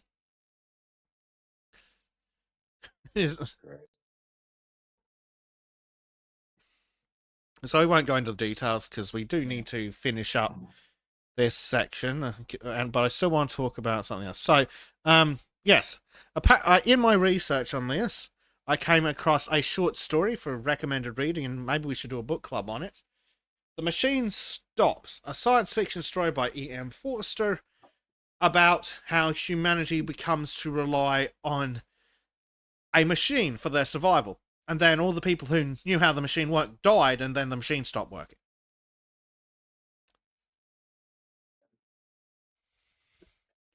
So there's some recommended. Yeah. I mean, that's a real danger of what happens with over reliance, right? It is. Like I said, fucking the internet goes down and people don't know what the fuck to do with themselves. Mm-hmm. So Very much the case. So here we go. Now we're specifically talking about banks. Commonwealth Bank services restored after major outage to serve customers unable to access online banking and ATMs. Or the bank be polled for card payments. Do you my guys in America have bank cards that aren't credit cards? no.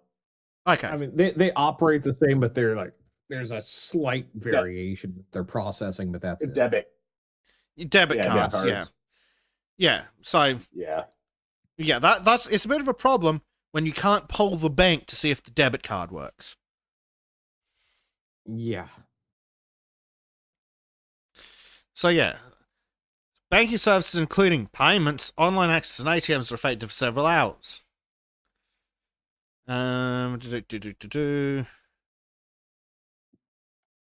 Doesn't go further through, but yeah. Again, ATMs down, card payments down. A different one, outage hots online chain for thousands of merchants. Can't left without the ability to process online payments. So this is specifically online stores, I think. What the fuck is that? I thought that was a woman with a mustache for a second. I had to go back and look. That's some girl hair. Maybe it's a very advanced trans ideology going on there. I don't know. They look too reasonable to be trans. No, he's an IT guy, so he's not. He doesn't miss out on all those social cues, so he just dresses how he fucking wants to. He's not trans. He's just autistic. yeah, he's not trans. He just has really bad fashion sense. Yep. So another article about the Commonwealth Bank, which I will point out, is not the same. So this recent one, October 2nd, 2025. This one, June 2023. Damn. So different time. Commonwealth Bank actually leaves customers unable to access money. Unable to make purchases with their bank cards or access their accounts for hours. Some told the ABC it meant they could not pay for essentials like fuel, medications, or rent. Here we go. One woman's card kept declining a doctor's appointment. When she contacted the bank's customer service team via Facebook, she was advised to borrow money from family or friends. And that's just not fucking good enough. And the outage was caused by them being fucking idiots. Yep. Bunch of people having issues. Bunch of customers really fucking annoyed. Here we go. Here's one. I'm stuck at a petrol station, cannot pay for fuel. My app is not working. How should I pay? I cannot use my own money. What a disgrace, Commonwealth. Like, is... Yeah, how fucking shitty, right? Like, I can't go. I guess I'm just going to sit here for now. Like, I can't fill up because the bank doesn't work. Oh, no, Dave. It's sure. worse because we don't do prepay in Australia. Oh, shit. So he's filled up. Good. Yeah. And it's like, oh, now I got to pay. I can't fucking pay. I have the gas. So he can't take the fucking gas out of his car. Exactly. That's actually probably better in that instance. Because then he could do like an IOU or something. I don't know. It's up to them. There's a solution to that problem that is puts more incumbency on the business to come after him for the money or for it after he already has the fucking yeah. fuel. Yeah. But it does mean simple like, as. But can you imagine the fucking embarrassment though? Right. Oh yeah, absolutely. That alone it'd be mortifying. And that like eventually when another 7 people come in and go, why the fuck is my card not working? The service station will figure it out. But for that first guy, it looks like he's trying to steal fuel. Right, exactly. You know, and he's sitting there like an idiot sweating because all of a sudden you can't, like, yeah, I don't know. I totally understand that, man. Like just going to scan your card and fucking praying that there's enough on it. you know? Yep. Like, but instead you're like, fuck, I know I have money. Why the fuck won't this work? But hey, at least it's not as bad as the time when they duplicated a bunch of, what do they call it? A bunch of debits. So if someone had their rent payment come out, the banker was like, oh yeah, we'll just add that 4 more times onto your bank account. Oh, that's an interesting minus $1,600 you've got there. Have some fees. Oh. Right. Right. Oh. Bunch of fucking assholes. Yeah. Another one from September for planned maintenance. Yeah. That went through to 10:25 a.m. Yeah.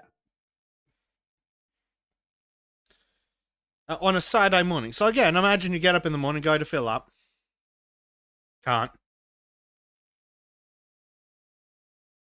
In an instance where they have to do planned updates, and that's why I was saying earlier, like they have to do updates. It's not just banks, like they have to do updates to keep shit working properly. Not like you have to upgrade your system, but you have to, at the very baseline, keep updates going. Yeah. Especially for security. But running it through till 10:30 in the morning? Someone's fucked up. It was probably supposed to be a quick one, but... Well, it's never supposed... Of course, Dave, but it's never supposed to break. But... No. And again, this is the same bank we're looking at. Like, the last 4 articles have been the same fucking bank. That's not counting the telcos. Really, it's just this one fucking bank. Like. Oh, I guarantee I can smell them from here. Let me smell that out for you, Dave. Streets are dirty outside of their business. Oh. Wow. Office is parked on a designated shitting street. Yeah. Oh, here we go. Another one from 2nd of October. Oh, they've fixed an issue affecting payments and online access and ATMs. That's like 3 in 2 months. At least, bit of a fucking problem, isn't it? Right. Yeah, totally nothing to worry about. Like, I don't know, dude. If I was the executives, you know what? If I was the fucking federal regulators in your country, I would be going to that bank and being like, hey, what's up with your IT team? Yeah. What is up with these fucking idiots? Because they're fucking things up for the country and costing. Well, they still haven't flayed the skin with their incompetence.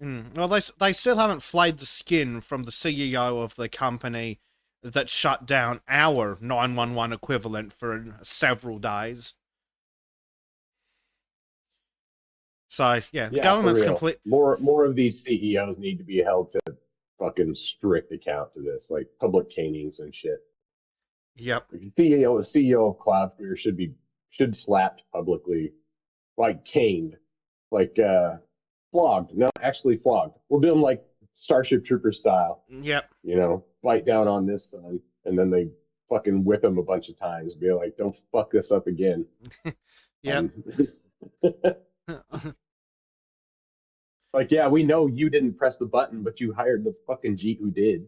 Exactly. So, You're the one who authorized the offshoring. Smack. right. No more skilled worker visas. Smack. Right. The beatings will continue until the. Just call it an H1 beating. That's what he needs. Is Yep. an H1 CEOs need a H1 beating. Yeah. One strike with the whip for every H1B or regional Right. equivalent.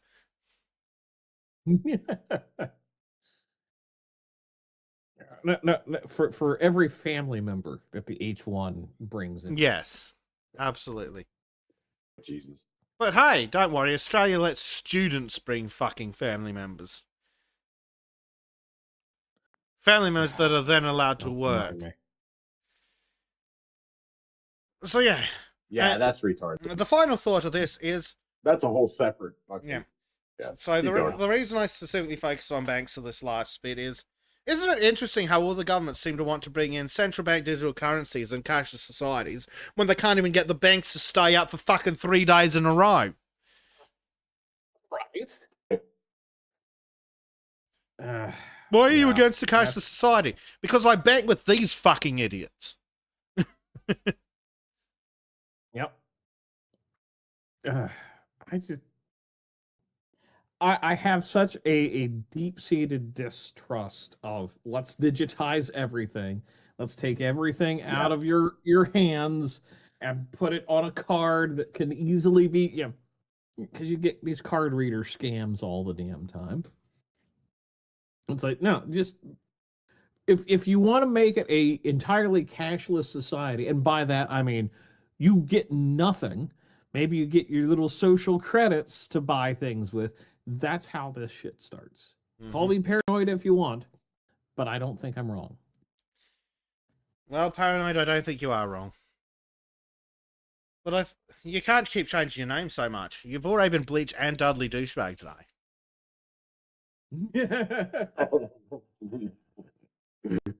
I'm hiding from the man. Oh, fuck. Right. Dave. Yeah. Are you ready for your segment? Centralized. Oh, yeah, I'm ready to go. Yeah, don't centralize all this shit. And don't get rid of cash.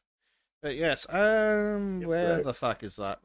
It's over there. And Bobcat has a good comment. The whole world will be a company store. Yeah, it's kind of that way now. 16 tons, and what do you get? Another day older and deeper in debt. You can pay your company script. Yeah. Take the company script down to the company store. Yep.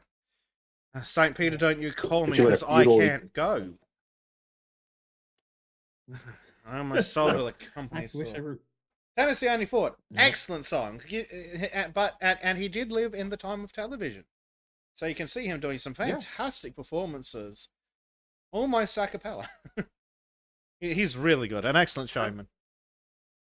Yes. So that is something where if you go back and look at some of the older songs and performers of those eras, even if they were slightly left-leaning, they're surprisingly based by comparison to today. Right.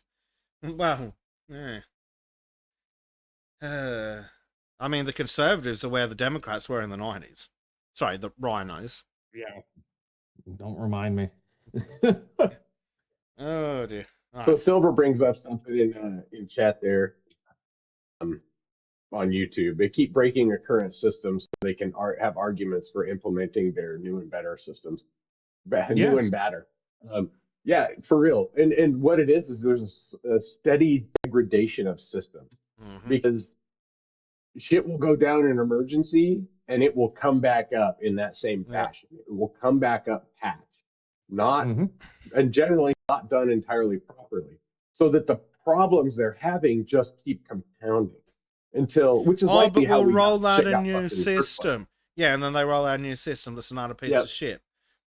And breaks immediately. And they roll out a system that is equivalent to the fucking low IQ shitheads fucked it up in the first place. Give me So cash, it's because right up cash against is it's completely not complex energy enough to actually do independent. anything right. Cash is completely energy independent, and it is infinitely decentralizable. For example, you can put $100 in the books, $50 under the soap, $10 under the crib. Mhm. Fucking Coffee can in the backyard. yep. PVC. Self-controlled Just punch remember, bag. just you shouldn't bury it in the same hole as the PVC pipe with a rifle in it. Yeah, You that'd got be to bad. do. But yeah, Yeah, it is really terrifying. yeah, This, and at least I know if I get cash stolen from me.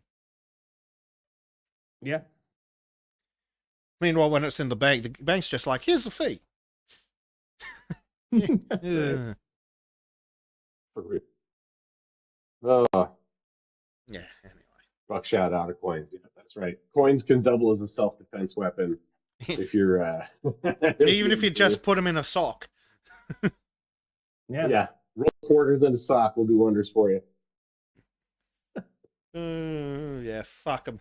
Fuck them all. I don't want to live in that cash society. Right. I don't want to live in the pod, and I won't eat the fucking bugs. And I definitely won't be happy.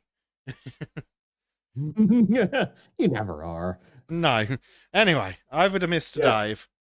I got the typo on that silver, the batter, but batter sounded so much better because it sounds more Indian. Oh, we should like it each and everything. Oh, okay.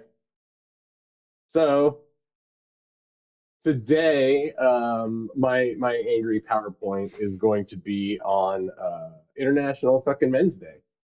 So as many of you, some of you may know, You're a International Men's man? Day was this week. Yeah, it was on the 19th of November. The internationally recognized International Men's Day is on the 19th of November across the world every year.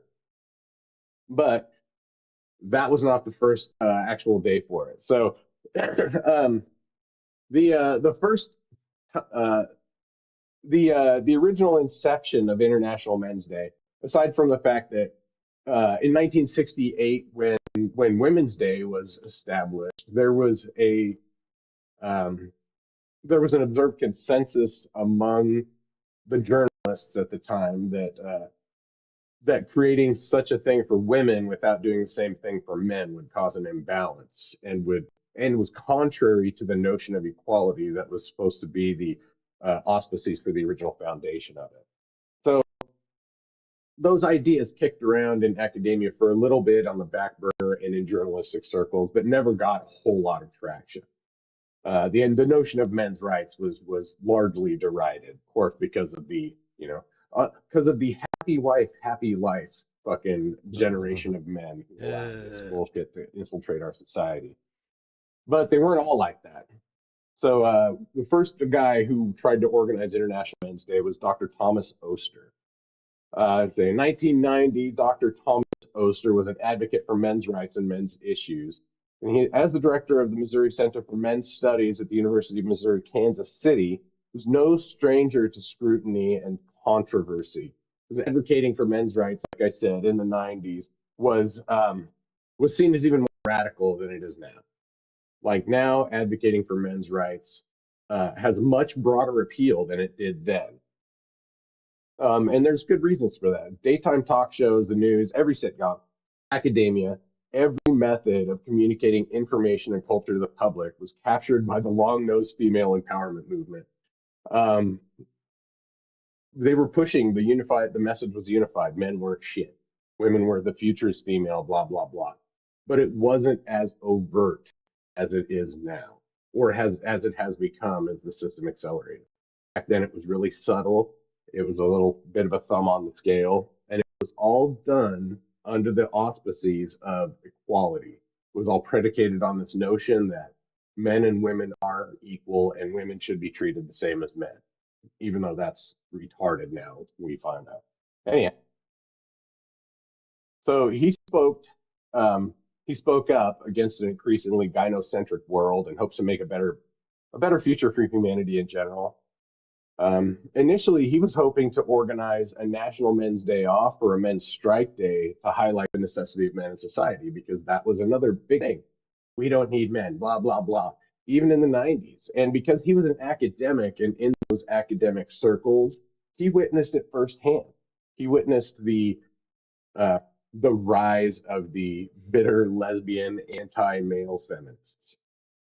And he saw that there needed to be something to bring attention to men and boys issues because they were not going to be addressed otherwise. So on February 7th, 1992, he organized the first International Men's Day. He invited representatives from men's organizations from across the world. The event was very successful, and it spawned several International Men's Day events across the world. Some of the more notable ones were in Australia and Malta for some reason. But he founded this organization or this day with 6 core objectives. First was to celebrate men's positive traits and contributions. That's to say that men are necessary in society and that men do and are, they do amazing things for society and are, they're not as the horrible fucking monsters that we've been made out to be. The second objective was to improve gender relations. He wanted women and men to actually, he didn't like the adversarial relationship that was growing. And that was fostered and encouraged by the college feminists at the time, the anti-male feminists at the time. The next was a focus on the attention on men's health and well-being. Male suicide has always been a big issue, and the males suffer silently has always been a thing. He wanted to draw attention to that, and that the increasingly gynocentric world was completely dismissive of men and boys issues and mental health. The next pillar was to oppose misandry. The next core objective was to oppose misandry, which was to actively fight against the rabid onslaught of rad feminists in the universities and media who were pushing those anti-male messages. And the next one was to increase opportunities for boys and men. There's been years and years of fucking increased opportunities, some on the scale for women. And he said, this is ridiculous because you're doing that at the expense of men, and there has to be a better way to do it. And then the last one was to promote a humanitarian approach to solving men's issues. So, he didn't want us to make a bunch of draconian authoritarian laws. He wanted us to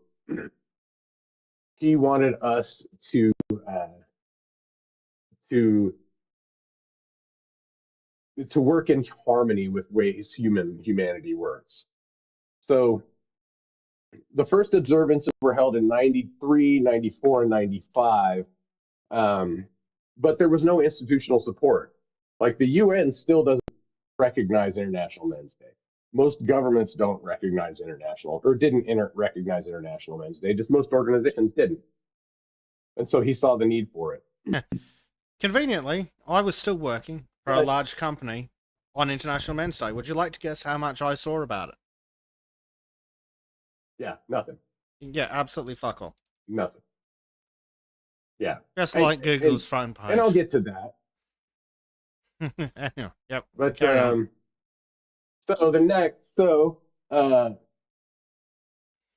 finally, in 1999, so this is the man from Trinidad. This is Dr. Jerome Tilak Singh of the University of West Indies in Trinidad and Tobago. November 19th, 1999, he launched the first internationally recognized observance of International Men's Day. He got it recognized by his government, many NGO organizations across the region and the world, including American ones, not American government, but many of them around there. So he chose the November 19th because he wanted to honor his father. Um, he greatly admired his father throughout his life. And then also November 19th is a day in Trinidad where their soccer team, it was 1989, their soccer team, their football team, had a really big victory. And so the 19th was a day of national unity and kind of like a day of national pride and masculinity in a way already. So that's why he chose the 19th. Um, he he asserted that the day was not an anti-woman thing, and that his assertion was lent credibility by the fact that he was a history and gender studies professor at the university. He studied gender relations. He studied men's issues, but he also studied women's issues too. He was just gender bullshit. And if you look at his resume, he's a history teacher. He teaches history. He's taught it for a long time. And his recognition of broader gender issues does not detract at all from his desire and recognition of men's issues. So he emphasized that men faced unique challenges that needed to be addressed, and the existence of Men's Day in no way diminishes or opposes International Women's Day. He wanted to promote better gender relations and highlight and acknowledge that acknowledging men's issues actually supports broader equality.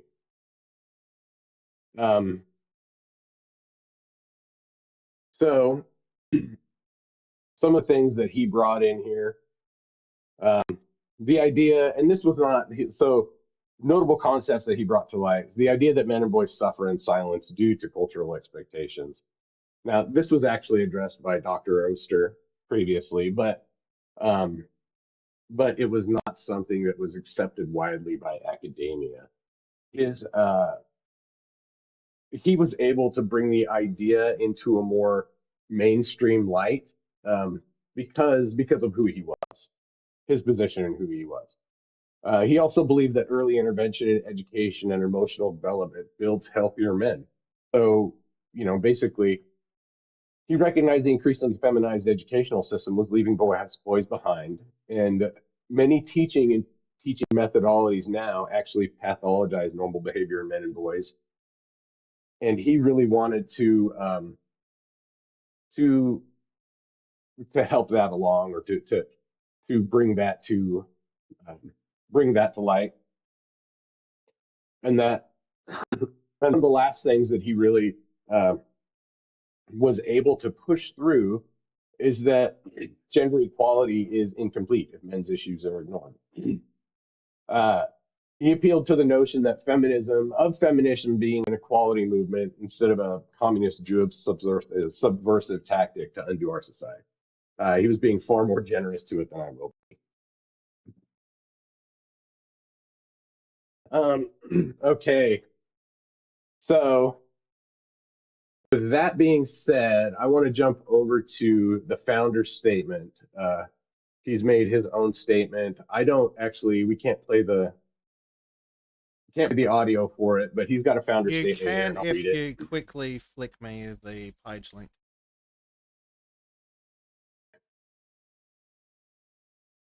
I'll throw in the chat here.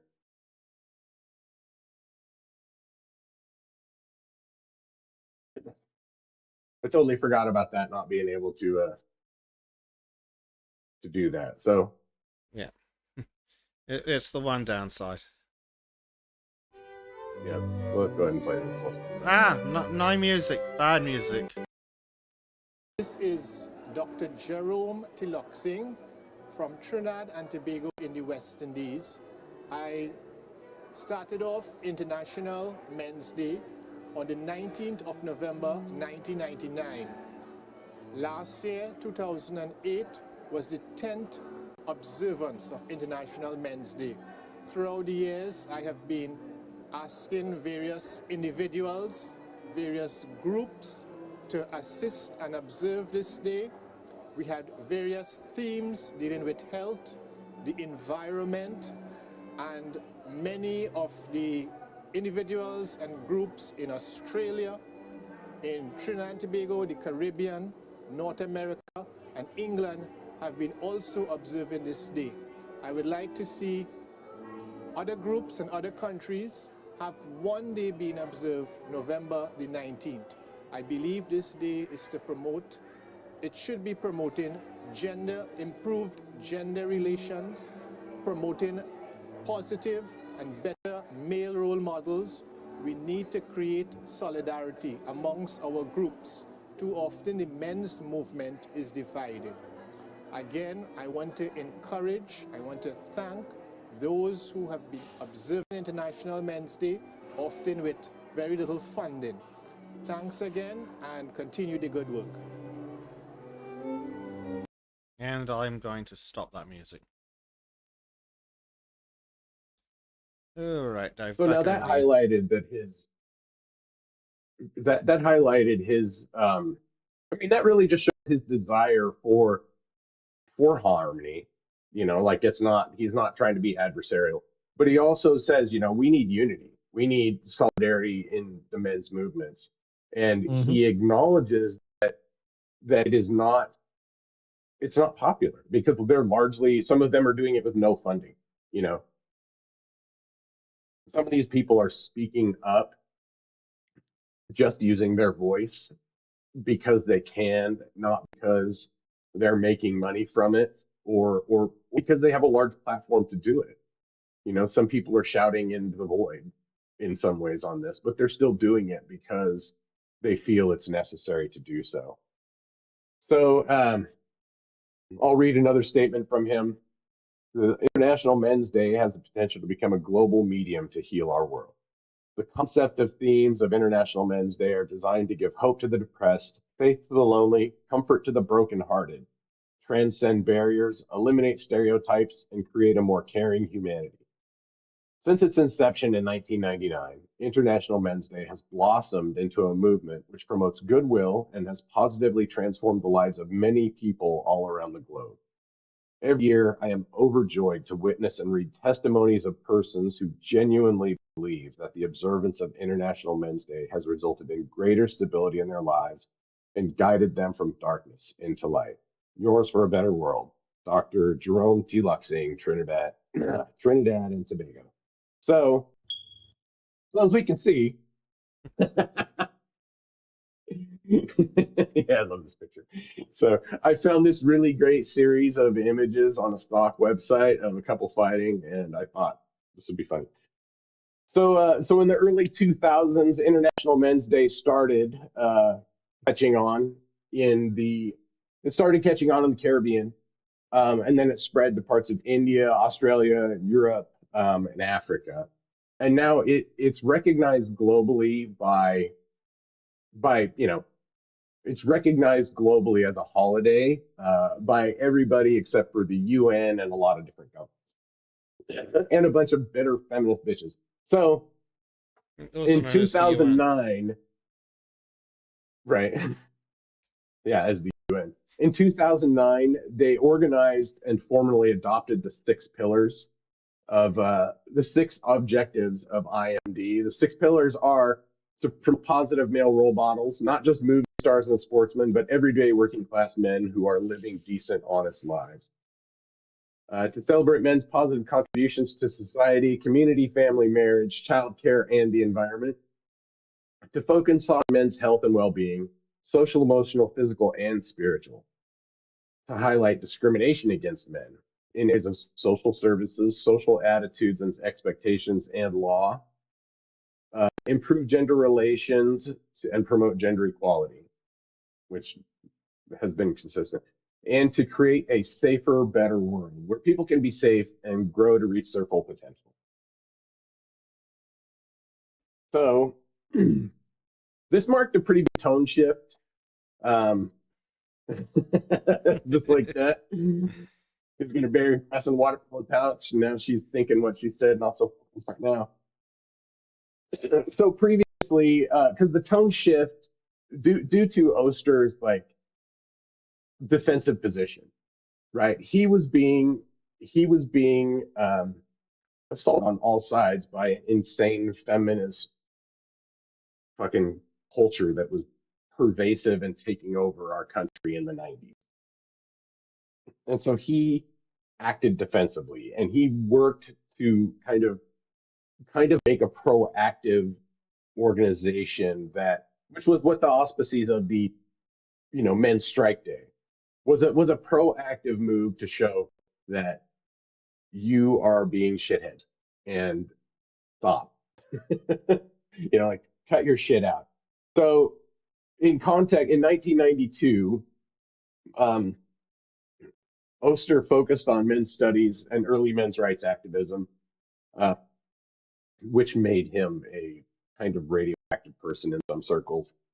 As to where Dr. T was focused more on social development, healthcare, and education.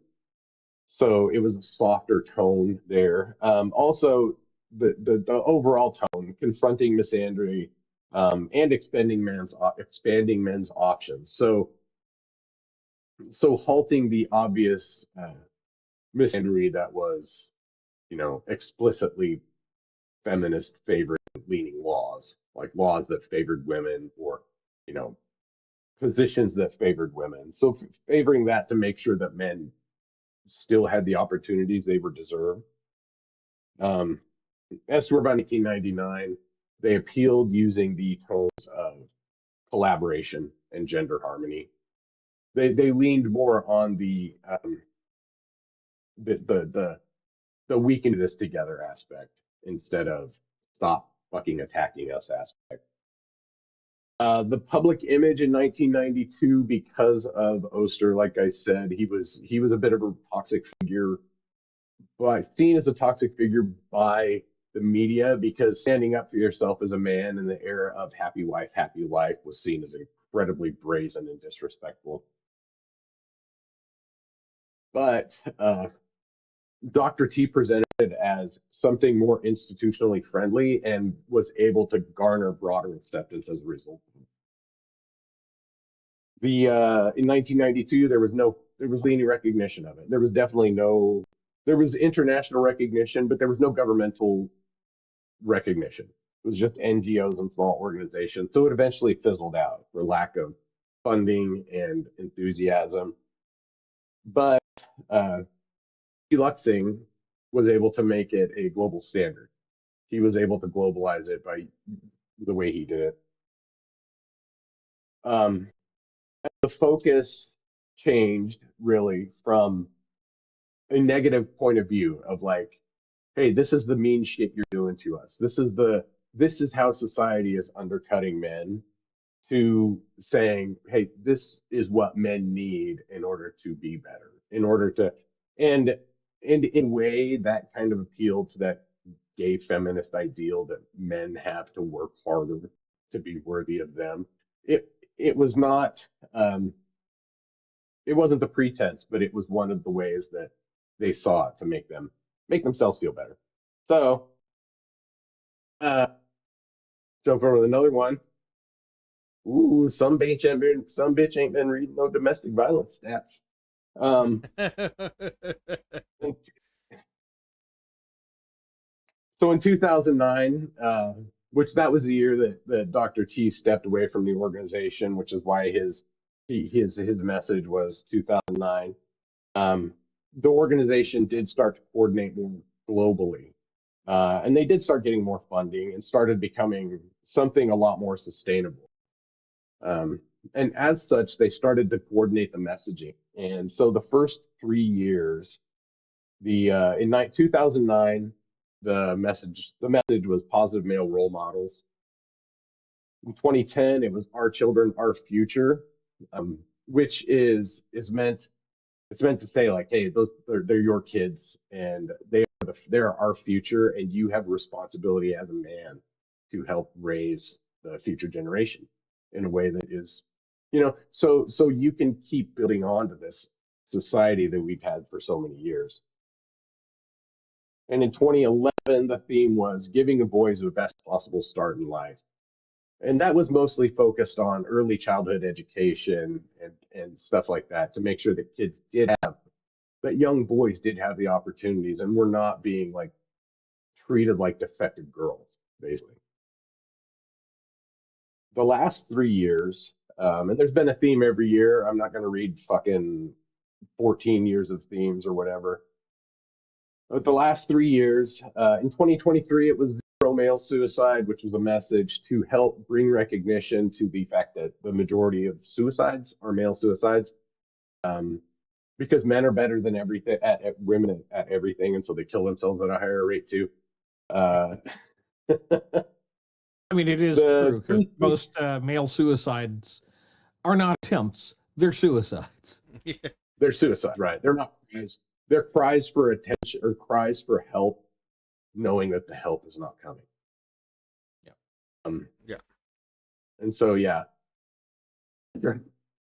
And the themes are reoccurring. They come back. They come back. So in 2024, we had positive male role models again, focusing on working individuals, on working class people, not just degenerate Hollywood actors, but the fact that firemen and police officers can also be heroic, and they can also be people that you should model your life after because of how selfless they are, how how strong they are in lending their aid to other people, and how being of service can help you be a better man.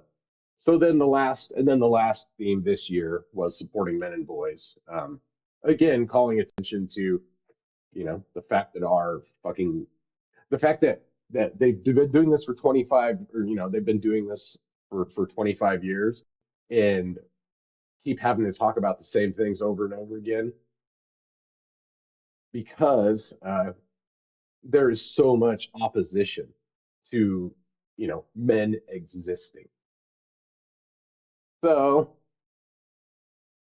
um so it seems like we're really, they're getting traction. We're getting funding. Everything is it seems like people are starting to listen, right? Like maybe we're getting some theming, some we're getting some traction.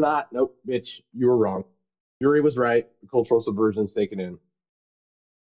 Despite the new message and the organization and the future, it still didn't matter.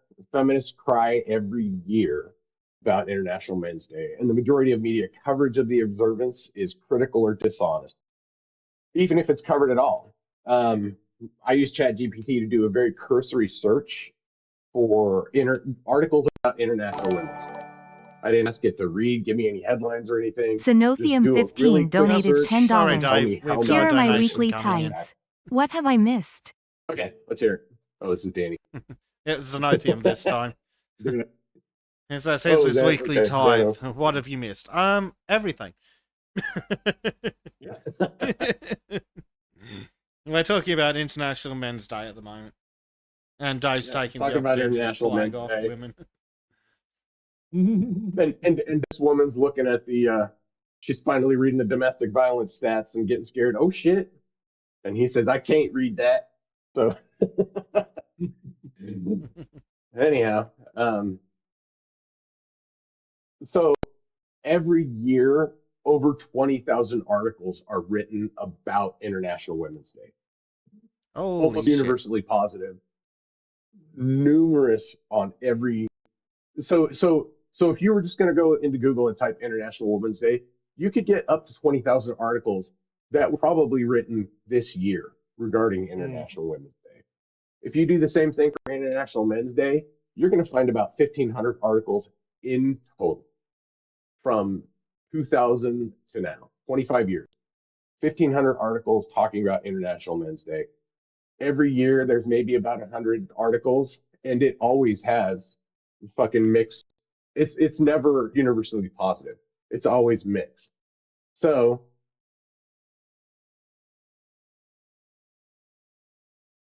the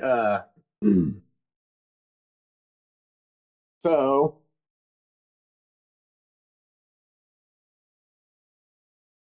So International Men's Day or International Women's Day has broad support, right? The UN supports it, of course, because it's part of that KGB plan to destroy our society and create global communism. Um, it's a top-down organization. It was pushed by the government onto us, of course, initiated by someone, but then it receives broadly and broad institutional support across the globe, not just from the governments, but from corporations and all sorts of shit. Men's Day doesn't get that. Men's Day had to become an organization that was pushed from the ground up. Because in order for men to fight for their issues, they have to push so hard against the feminist screed of nonsense that um, that their issues often become like most of the time are just like fuck it. I'm not going to try to fight past this screaming heartbeat to explain my issues. I'm just going to suffer in silence. Fuck it. I don't need to worry about it. So so once again, you know, men have a day to themselves and women most affected. The so I did do some searching on. I went to a lot of the major news sites and just did a quick search for International Men's Day. I just searched for the term International Men's Day. So on CNN, NBC, Fox News, ABC, CBS, the big American domestic outlets, there is not a single article at all across their entire website about International Men's Day. Not a single thing that mentions. They don't mention it in a negative light. They just don't mention it at all. They have ignored International Men's Day since its inception in 1999, because they know if they talk about it, even if they talk about it in a negative light, they're going to bring attention to it. And so these organizations just treat International Men's Day like it absolutely does not exist. I went to the BBC, and the only article I could find on the BBC was about this faggot and talking about he sent a letter to his son marking an open letter to his son on International Men's Day. It's like, first off, there's nothing manly about this guy at all. And the fact that he gave birth to a son is amazing. I'm proud of lesbian woman for following her truth. But I will not look to him as an example of any sort of fucking any sort of legitimacy. And the vast majority of the articles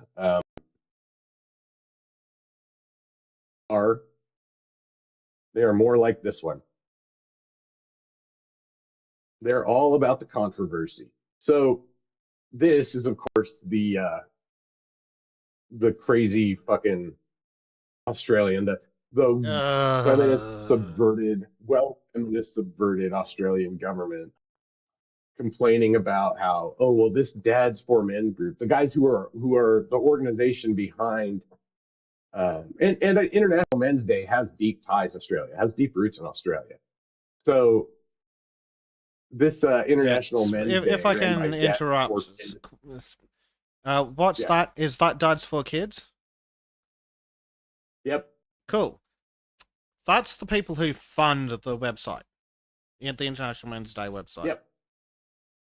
Yep. That's what their complaint is. Yep. So those Dads for Kids runs the International Men's Day website, and this crazy screeching feminists are claiming that Dad for Kids, which is a group dedicated to positive male role models and positive interactions with children, fighting for equality for men and boys.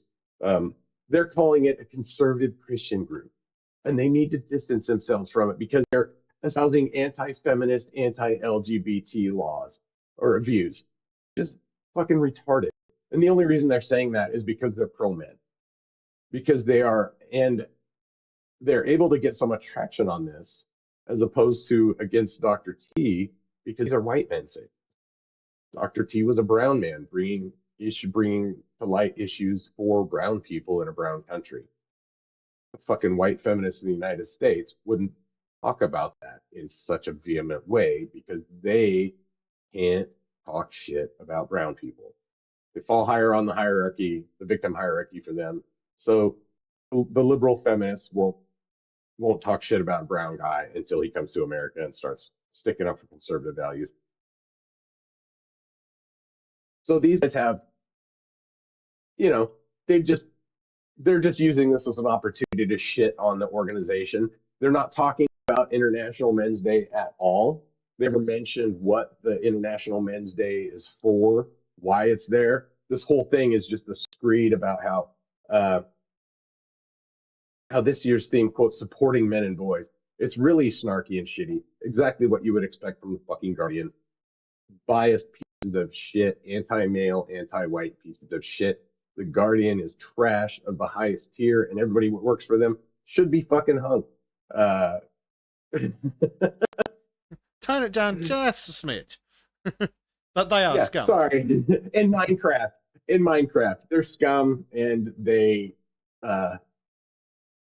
it's explicitly anti-men, and that's only done to to subvert our country and our nation, to weaken us, to make it so that we can be ruled by venal, hook-nosed, tiny hat douchebags, so that you can eat the bugs and live in the pod. If you don't have strong men will prevent that from happening, but weak men won't. Weak men will enable it and allow it, and that's what they try to do. And International Men's Day is a movement to combat against that. And anyhow, that's what I got on International Men's Day. That may have been kind of quick to go through it. That was a little quick, but I wanted to bring to light International Men's Day happened it was Monday, and I didn't fucking see anything about it until I noticed a Lotus Eaters meme. Someone posted, I think it was Maureen or someone posted it. I was like, are you shitting me? And so I went to Twitter, and I did not see anything about International Men's Day on the front page. It was not trending anywhere. Like, are you shitting me? It should at least be somewhere on Twitter, especially on my timeline. But I didn't find fucking anything. And so I searched for it, and I found some small accounts and a few people saying, hey, happy International Men's Day. It was not it didn't make itself into the algorithm at all, because nobody gave a shit about it, because men suffer in silence. And yeah, the challenges page here, Ben's got it up on his screen, but I'm gonna pull it up here. So these are some of the challenges that face, some of the major challenges men are facing in today's society that are largely ignored, and especially undermined and belittled by the Zio-feminist establishment that has captured our universities. Men have a suicide rate 3 times higher than women, like we said, because they have a higher success rate. But then also, when my brother took his life, he was not doing it for attention. He was doing it for escape. He was trying to free himself from the hell of living with that horrible woman. He was trying to free himself from the hell of not being able to get a fucking job because Jeets have taken over his industry, and the hell of being a middle-aged white man in Seattle, where they treat every white person and like sucking a fucking lesbian, trans, black person's cock. You're treated as a piece of shit by default. So he had a fire at his back, and he saw no escape but to jump.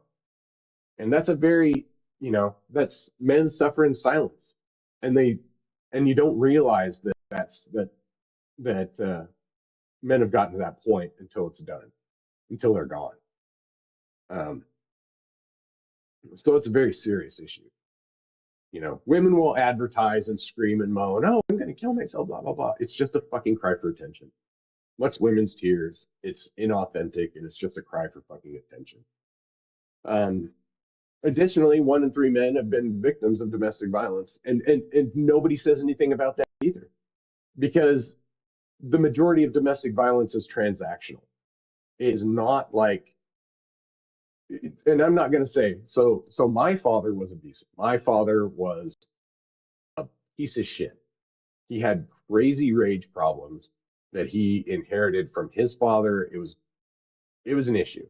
My parents split up very young because my father was physically abusive to my mother and us. And so I understand better than most male domestic violence. I understand that. Um, but I also understand that the majority of violence is reciprocal. It's transactional. It's not some guy coming home and just kicking his wife's ass. A lot of it is the wife starting shit and smacking him, or just yelling and screaming and pushing him to his fucking edge. And uh, it's like Bill Burr said, you know, before he got cut out. Um, there may not be, might not be an excuse for the violence, but there's definitely a fucking reason for it. You know, a lot of the times there's a reason why like women have been hectoring dude and yelling at him and screaming and yelling at him, and until he snaps and he slaps her. And then as soon as he snaps and stands up for himself, then the fucking 911 call comes. And then he's going to prison. Never mind the fact that she spent the last 2 hours screaming in his face and yelling and breaking shit and scratching and clawing at him and whatnot. The fact that he popped her one when she deserved it, after all that, gets him in the can. Now that's getting better, right? With the availability of phones and cameras and stuff, that's actually getting a lot better because men are able to record those interactions and prove that they are actually the victims, right? That in these domestic violence calls where the woman because men, when they're a victim of domestic violence, don't call the fucking police. They don't. You're just like, okay, that shit's behind me, whatever. I have to deal with that bitch. Like the vast majority of men don't call the police when they're victims of violence at all, anyways. But least of all domestic violence, and because it has a stigma to it. And that stigma has been created by the media. That stigma that a man who gets abused by a woman is weak is something that has been created and pushed by the fucking media. Women are predatory creatures, right? As much as they'll prey on a man, as much as they try to claim men, or as much as men will prey on women, women will prey on a man. And a woman who wants to dominate a man will find a man she can dominate and treat him like fucking garbage until he becomes one of those fucking statistics. Till he becomes one of those 1 in 3 statistics. So, or one of those 3 times higher statistics, like my brother did. Men also die a lot younger than women. Go ahead, Bleach. Well, I mean, I know I bang on it about it a lot, but the buddy of mine who he ex-military, all that, but definitely not one that would definitely not lash out. Hell, I've seen him probably one of the most controlled men I've ever seen. And when he got shot by his then girlfriend, they were swarming all over him, until she popped around at one of the cops, and then while he's in the hospital, they're like, oh, so what did you do? What did you do to incite this? And it's like, then they get the call. It's like, she took a pot shot at a cop, and the whole tone changed. But he was definitely like, I'm in an abusive relationship. But I'm not going to complain about it because law enforcement's going to laugh. And that until recently has been the way they operate. It's like, you need to man up and take care of it. Yeah, but you do that, and then you get arrested regardless. Yeah, exactly. And frankly, that actually leads to a greater likelihood of the woman dying. Because if that fucker's going to jail, he might as well fucking deserve it. Yeah. So now the last 3 here, men die quicker than women. They have more health, more lung cancer, more heart disease. I believe those are all entirely related to stress. It's probably and also largely related to the work they do. Well, the Yeah. lung cancer would be. Yeah, I mean, that's physical stress, right? Like, Yeah. stress on your True, body and but stress on your mind. yeah, but I mean, raw dog in concrete dust probably contributes largely to it and shit like that. But yeah, because Well, men do real work. It's not even just that, but right. And the majority of people who work graveyards are men. Yep. Right? Because men are more willing to do those shitty jobs to feed their family. Mm-hmm. Men are more willing to do those things that are undesirable because it may yield a better end result for their family. I know I did. I worked fucking graveyards for 6 years straight, and then another 4 years on and off. Every 3 months I did graveyards. And why did I do that? Because I get a differential so that I could feed my family better. I was fucking miserable that whole time. I hated going to work every fucking day. I was exhausted. By the end of the day, I would want to go home. And like when I first started working there, I didn't have a good pair of shoes. I was on my feet for 12 hours. By the time I got home, I was crawling into bed because my feet hurt so fucking much. But like, I had rent. I had a daughter. I had a wife. I had a family that needed to be taken care of. And so I willingly and gladly put my body on the line to make sure that they had what they needed to. And but that's what men do. You know, we've always done that throughout all of history. That's how society has been built and done. But women don't understand that a lot of the time. You know, and I know we have a lot of exceptional women in our audience that do understand that. The vast majority lack the empathy to even interface with those ideas in a meaningful way. They just don't care. Men are disposable parts of society. Society has been like the current iteration of society has been fostered around the notion that men are unnecessarily and completely replaceable and unneeded. Yeah. So, and we see that just in the dating market, let alone the fact that men get used up, burnt out, tossed aside. But just in the dating market alone. Yep. Like, well, I don't know what you if you want to call it hypergamy or what, but women know that the sexual market is inherently biased, just purely because of nature. Mm-hmm. So, right, they'll quite happily throw away a guy who's like a set 6, but has a mediocre job for a 10 with no job, knowing that when she hits 40, she'll be able to find some idiot. Yeah. No, I got into a fight with my ex-wife one time about that because she was mad. She wanted me to give her extra money for some shit. Well, she wanted to increase my child support is what it was. Like, you should give me more. I'm like, go fuck yourself. Like, if you Get want a more job, money, bitch. go talk to the child support people. Like, it was really, and she's like, I'm struggling really hard. And it was really just about like, oh, I'm struggling and I need something. And not like, oh, this is what her son needs. She just wanted more fucking money from me. And once I realized that, it was like, oh, okay, the tone of my relationship with her shifted pretty dramatically after that. Because then it became apparent that like, oh, well, you don't actually I'm a fucking paycheck to you now, basically. And so yeah, I started treating her like that. We get along. I mean, we get along well, but then I understood like, oh, I mean nothing to her outside of a fucking paycheck, and that's very common with a lot of women.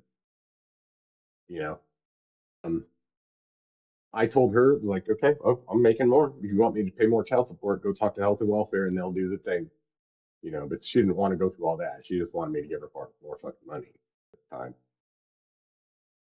I forgot where they was fucking going. Fuck bitches, get I money. got so pissed off through the course of telling that story. But yeah, it was.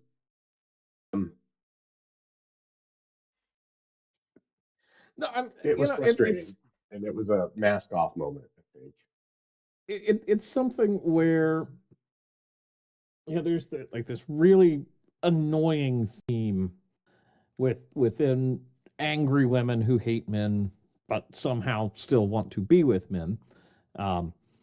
mentality of, well, yeah, we make our own money now. It's like, bitch, you're probably more replaceable than a light bulb at this stage, because you're what, working HR maybe. You're out Right. there, doing some bullshit job. You're women typically, not universally, but typically work more replaceable jobs than men, because Well, who absolutely. are women as willing to go and work maintenance on third shift, or is a man going to end up there? We know the Right. likelihood. So I'm just, Oh. it's very frustrating and tiresome with this attitude of, oh, we can do it all. It's like, you could, but you fucking don't. So you want to play the traditional gender role, but you're too proud to admit it. Just that's where my brain constantly goes anymore. Right. Well, that reminds me of where I was going with that last story. So we were arguing about that. It's like, you belong, blah blah blah. You owe me more money, something. And like I told her I'm struggling too. She's like, yeah, well, you're not struggling like me. It's like, yeah, but I can't fucking pick up my life and set up shop in some other dude's life like you do. She got fucking pissed at that. But that's what she did, right? Like that's what she's doing now. And that's what most women do. And that's an ability that is almost unique to women, in that they can catch some simp in their fucking 40s to pick them up and take them out after that. They can catch somebody who's like, well, shit, this is the last chance I have for companionship and a relationship, and they'll settle for someone like that. And to a degree, and that window closes after 40. In their 40s, that window closes. Yep. You can no longer just set up shop in someone else's fucking life. In their 40s, and shit, I'd like to be further away from 40. So, but wouldn't we all in that direction? But like there's still some absolutely There's still a lot of very attractive, or at least attractive enough women in their 40s. Then quite often, if you go talk to them and fight, then you realize there's a reason they're fucking single. It's like, why is an attractive woman single? Well, it's usually because there's something horrifically wrong with them. Yeah. Or it's their personality more often than not. Usually. I got lucky. I got extremely lucky, and I recognize that. And it's like, she made a lot of dumb choices relationship-wise. So she's like, I'm just staying single. And I was like, but I like your nose. I shit you not. That was my pickup line like a year and a half ago. You do realize that if I ever go to the US and meet her, I'm going to ask and verify that. Oh, I guarantee it. I mean, if you don't, I would be disappointed. But the thing was, it's like that the sexual market value is just about gone for her. And I recognize that, and she knows I know. But at the same time, it's like, oh, okay, she is willing to do domestic things. She's not, going down this, I'm going to be the super feminist, blah blah blah. She's not a total cunt all the time, which frankly is right. It's shocking. Which frankly puts her above most women. Yeah. Well, I think that was the other thing. She's admitted, she's like, yeah, like 10 years ago, I would have probably been a complete bitch to you. And I'm like, yeah. And I wouldn't put up with that. So you've learned your fucking lesson, and I didn't have to show you the backside of my hand once.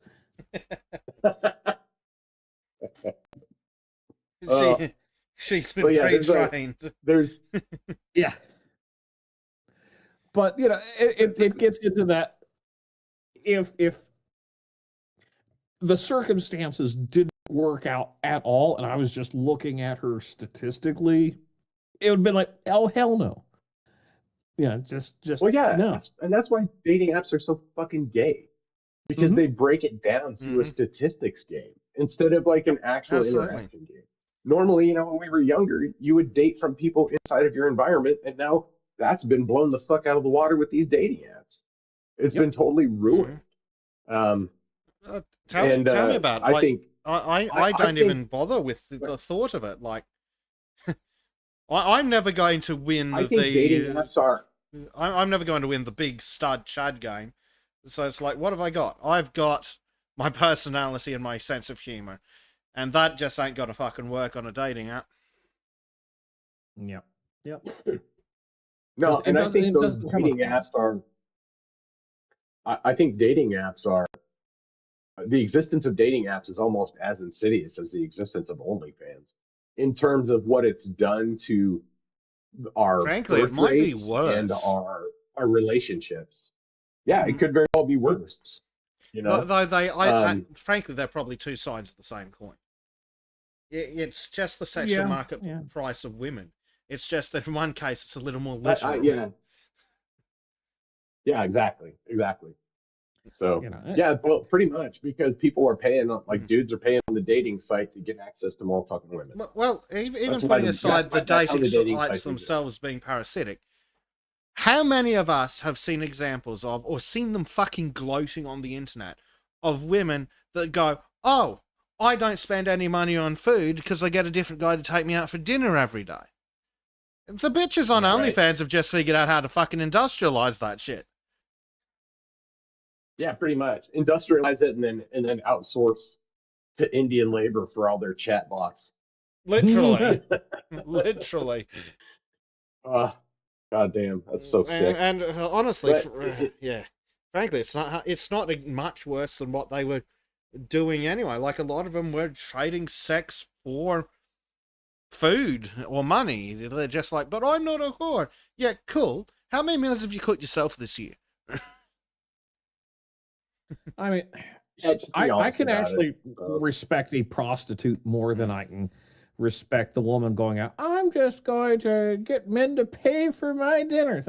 No, no, Yeah. no. Like, bitch, you've had more Use partners a than you've had prostitute hot fucking dinners. At least the prostitute's honest. God, Yeah. that's so good. At least the prostitute knows what the fucking situation is and goes the fuck away afterwards. Yeah. And prostitutes don't She call she you just later. goes. So yeah, anyhow. So that's the International Men's Day. Every year, November 19th. Not that you'd ever notice, because Like, no one seems to care. right, nobody notices. But that means it's up to us to notice it. It's up to us to we're not gonna get fucking BMW ain't gonna put an International Men's Day tweet out. Facebook isn't gonna change a banner, Google's not gonna notice it.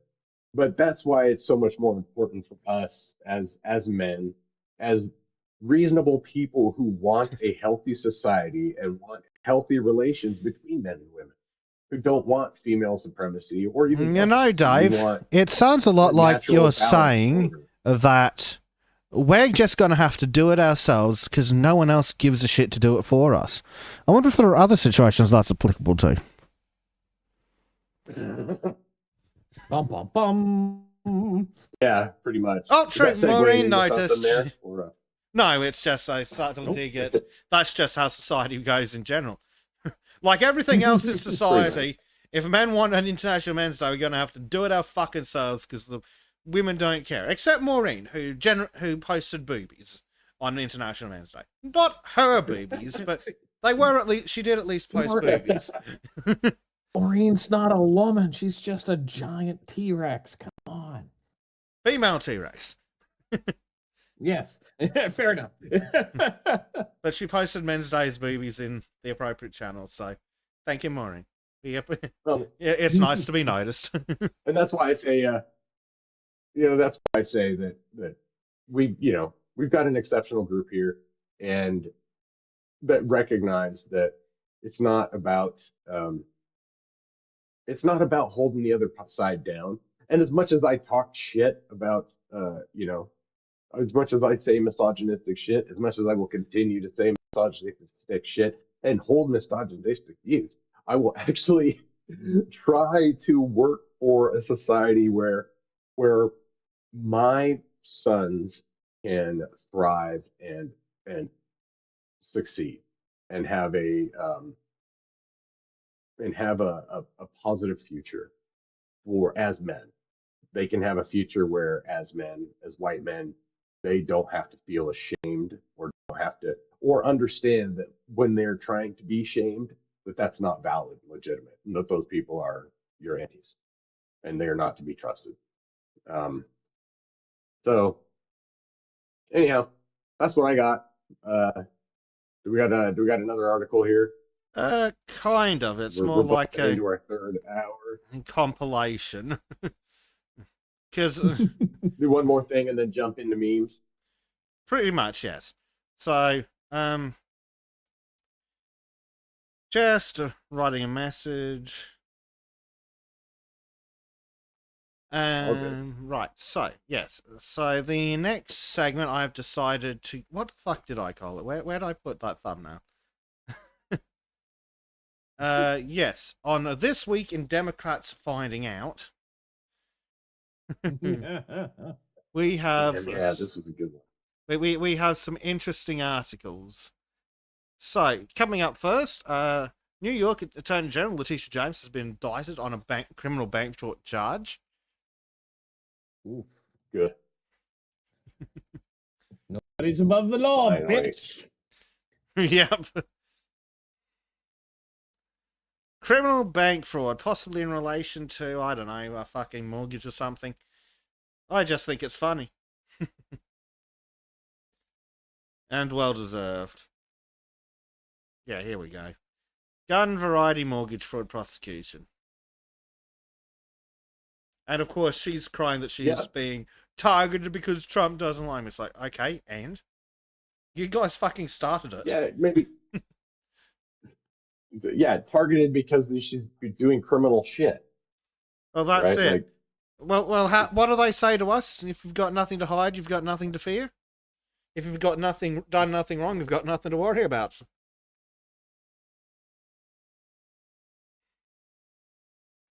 yeah. Yeah.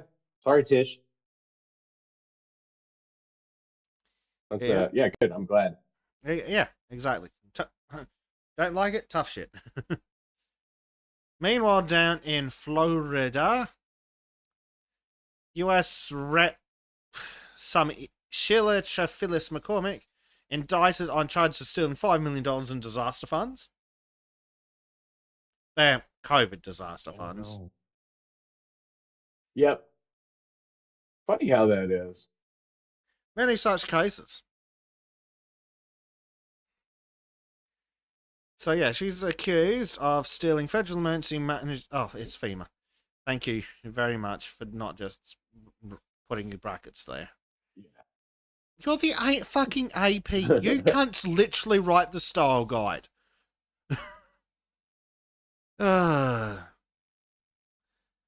Yeah, no, they're a bunch of... Yeah, so this bitch stealing FEMA overpayments that a family healthcare company had received through federally funded COVID-19 vaccination staffing contract. How very suspicious, federal prosecutors said. But which portion of the money was then found to support her campaign through candidate contributions, prosecutors allege. That's a big no-no. That's a federal no-no. Several federal no-nos. So, can you say no anymore? Yes. Yep. Very dumb. Meanwhile, over in Chicago, public school teachers and principals are caught using COVID funds as cover to book lavish international trips to resorts and safaris. Less than half of 3rd to 8th graders can read at grade level in Chicago public schools. Less than a quarter are proficient in math. Absolutely ridiculous.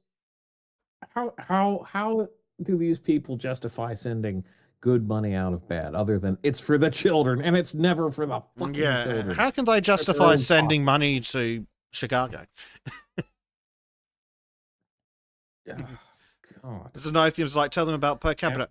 Well, that's why they aren't teaching them math, Xenothium.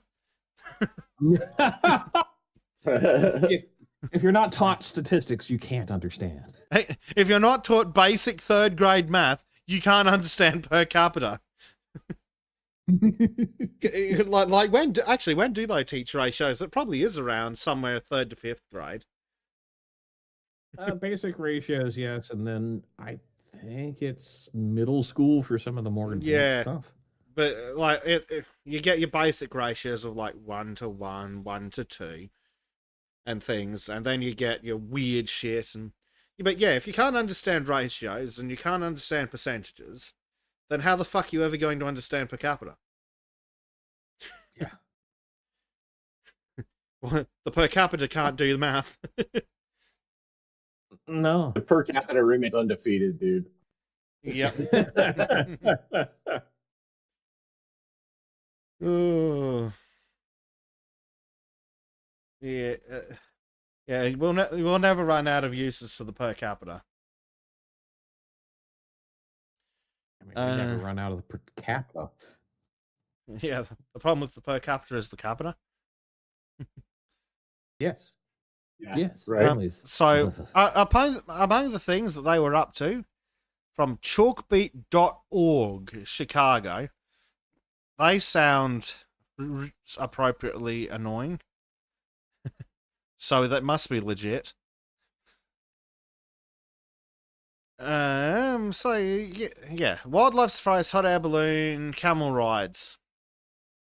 Chicago Public Schools staff has took questionable, excessive, and even exorbitant trips to South Africa, Egypt, Finland, and elsewhere, complete with wildlife safaris, the hot air balloon ride, and camel rides at the district's expense. A new report by the Chicago Public Schools watchdog found. And apparently, if you go to chalkbeat.org, you can read the report. So there you go. What else have we got over here? Yeah, lax oversight, shocking. Influx in federal COVID aid. We called it at the time. Yep. The watchdog also found hundreds of district and school staff traveled to a series of conferences in Las Vegas and other cities, in many cases racking up high hotel and airfare costs. When the organizer of these events put on similar professional development events in Chicago, or virtually few district employees attended.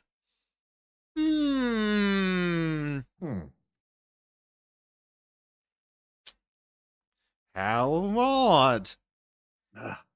I'm just, it's just, I heard this story and I was just flabbergasted at this shit. Like, the Chicago public school system is just a fucking big money pit for corrupt shitheads. They That's don't Chicago educate in anybody. general. Yeah, the fucking kids come out of the schools retarded. To be fair, they go in retarded too. God damn. Yeah, no, I mean, that's fair. And what I find really disturbing about the way Chicago is it's an open secret. It's always been this way. It's always been a cesspool of corruption, and unfortunately, a lot of people don't want to recognize that. And it's a damn shame too. Yeah, Chicago's never stopped being corrupt. The organized crime just got more white collar. Yeah. Well, and it's a confederation of crooks too, because it comes down to where there's so many people doing crimes that nobody wants to point out anybody doing crimes, because then it will point out that they're crimes and the whole fucking thing will collapse. It's a So house everybody of just keeps their crimes. goddamn mouth shut. Right? Yep. So let's have a look at what else. The district spent $7.7 million on staff and student travel in fiscal year 2024. Jesus wept.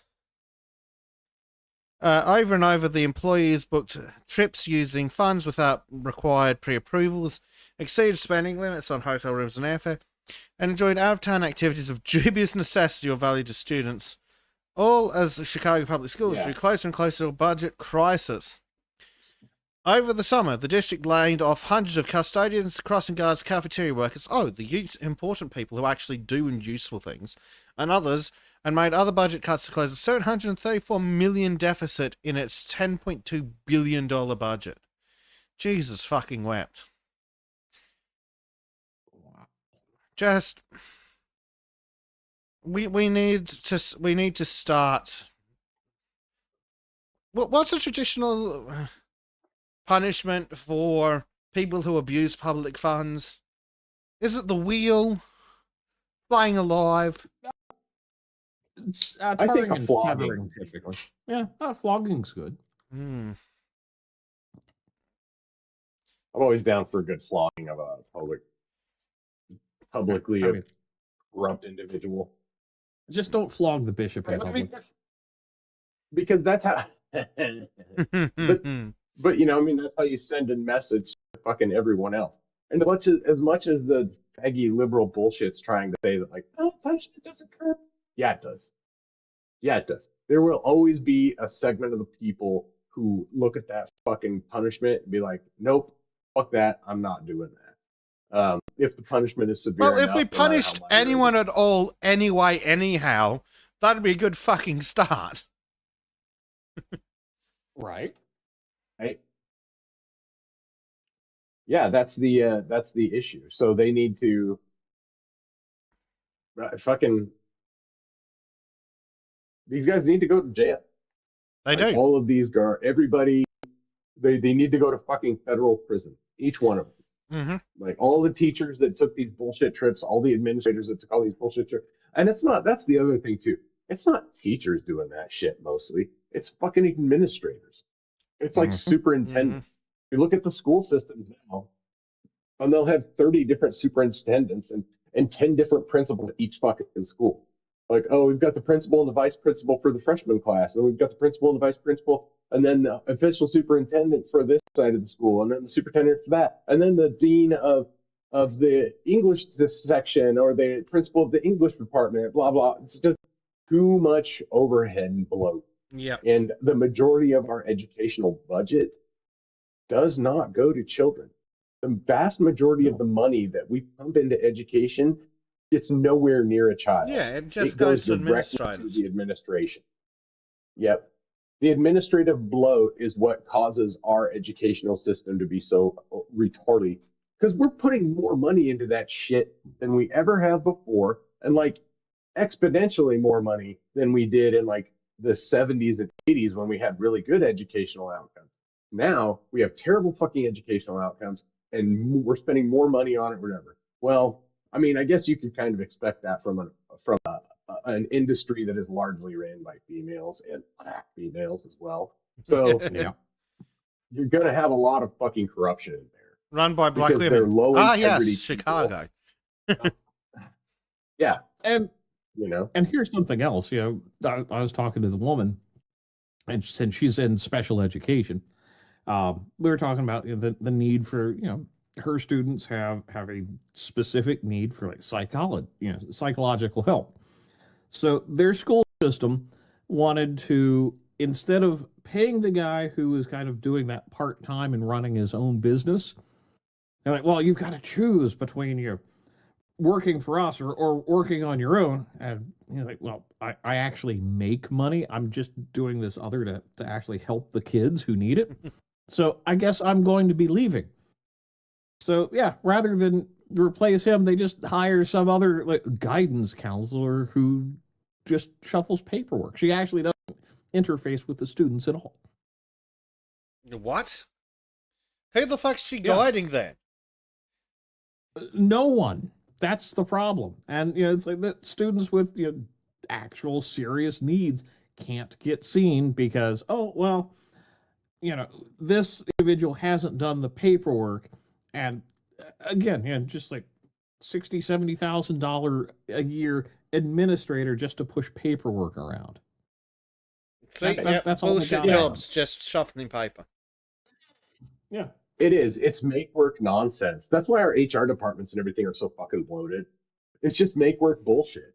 The department is expanding to meet the needs of the expanding department. And they're just asking for more money to do it. And it's shuffling papers from one side of a desk to another, if at all. Like, I would guarantee you that there's a big section of these fucking people that go into work every day and do nothing but surf TikTok and Facebook until the phone rings or they get to go home. They do literally nothing. It's just a worthless person sitting there collecting a fucking paycheck. Why?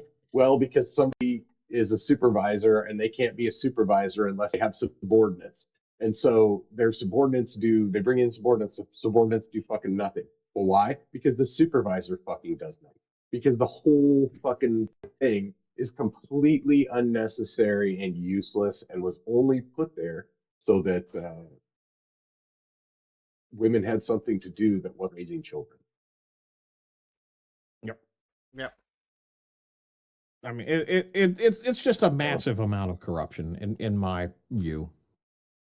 That's why we say the economy is a fake Jewish daycare to keep women from having more children. It's make work bullshit. And it's funny now that so much AI stuff is being used because the AI white collar shit is going to be a holocaust of female jobs. It's going to cost. I'm for it, man. They've already Dave, can you stop saying Jewish and Holocaust so close together? I'm kidding entirely. Fuck them. Well, it's gonna. That's how they get more. I'm talking. Yeah, but I'm those big titties. Yeah, I know. So yeah, it's just funny for the joke. If I take it seriously. Like we saw it in the Twitter layoffs and the Facebook and all the big tech layoffs. They weren't laying off a shit ton of coders and programmers. They were laying off bullshit busy work project managers and fucking HR resources and people who did their goofy TikTok. This is day in life Day in my life, and she sends like 3 fucking emails. Like, holy shit. Right? Through a meeting. I'd quit a job like that because I was too fucking bored. But it's just a daycare. It's that fake daycare bullshit to keep women busy. It actually has no purpose because it doesn't build GDP generally, and if it doesn't build GDP in a meaningful way that uplifts broader society. It uplifts one individual, if that. Dave, we need all these women to work so we can. Family. We need all these women in bullshit jobs in schools so that we can import 1 billion Bamalian students every year, because that makes the fake GDP line go up. Right. I mean, if line no go up, we all die. You know what? You know what, right? Dudley? That's a risk I'm willing to take.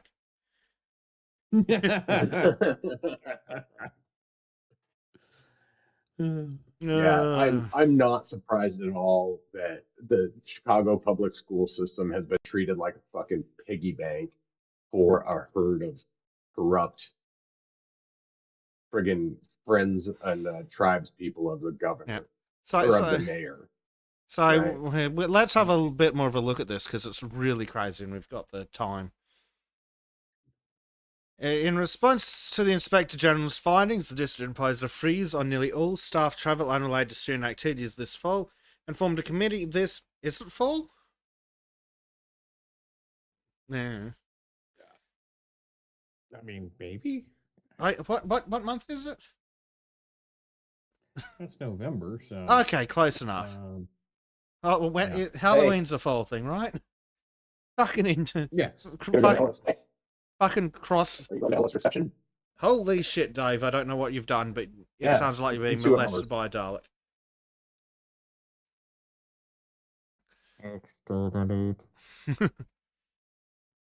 Yes. Where were we? So they're going to bring in a new system. In an interview with this agency, Dave really has been turned into a Cyberman. I can't even understand what he's saying. And you remember what we were saying earlier about idiots running? What? Hello? Are you alive? I had my mic muted. Sorry, I don't know what the hell the noise was. Apparently, you're on the mic. Oh. Can you hear me now? Yeah. Yes. Oh my god, dude! Did it fuck up my mic? Probably. Yes. Goddamn Discord. Fuck Discord. Anyway, where were we? The Inspector General noted that almost 200 of the district's roughly 500 schools had no overnight travel spending, but otherwise his office found questionable travel expenses across the city, driven in part by great flexibility that came with federal pandemic recovery dollars. This is a case of systemic issues, and these abuses were widespread. The watchdog started investigating after receiving a complaint that one elementary school had paid more than $20,000 to a travel agency for an upcoming staff trip to Egypt without district approval, in addition to other lavish outings. Wow. $20,000. Jesus. The school system cancelled that and 3 other trips planned by the agency. They do not generally name the employees, schools, or vendors in its reports. Ultimately, the watchdog found that 8 schools had spent more than $142,000 for 15 staff trips overseas, billed as school visits and professional development, packed with unscheduled time and optional activities. 13 had never been pre-approved as required. District officials had explicitly rejected one trip, but staff went anyway. What the fuck? How was that not picked up? What? Oh. Fucking Chicago, man.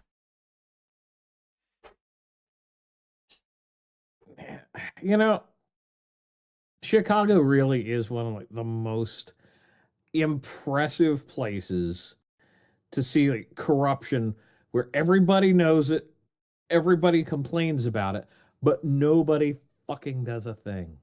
Yep. Looks like, though, eventually one person finally did go, this is ridiculous, reported, and then apparently it wasn't even hard to find the rest of it. Probably. What else? The Inspector General's office also got a second complaint that a principal travelled to multiple conferences in Vegas without district approval.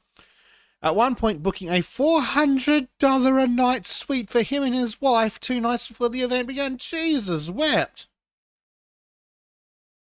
$400 a night. Fucking hell. I've been to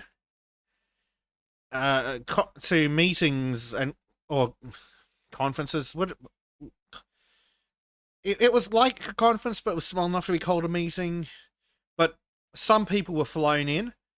They were flown in the night before, stayed one night, and literally flew out that night because it was cheaper for the company that way. These fuckers, though, yeah, let's show up 2 days early and pay $400 a night. I'm almost impressed. Almost. Frankly, the audacity isn't impressing me.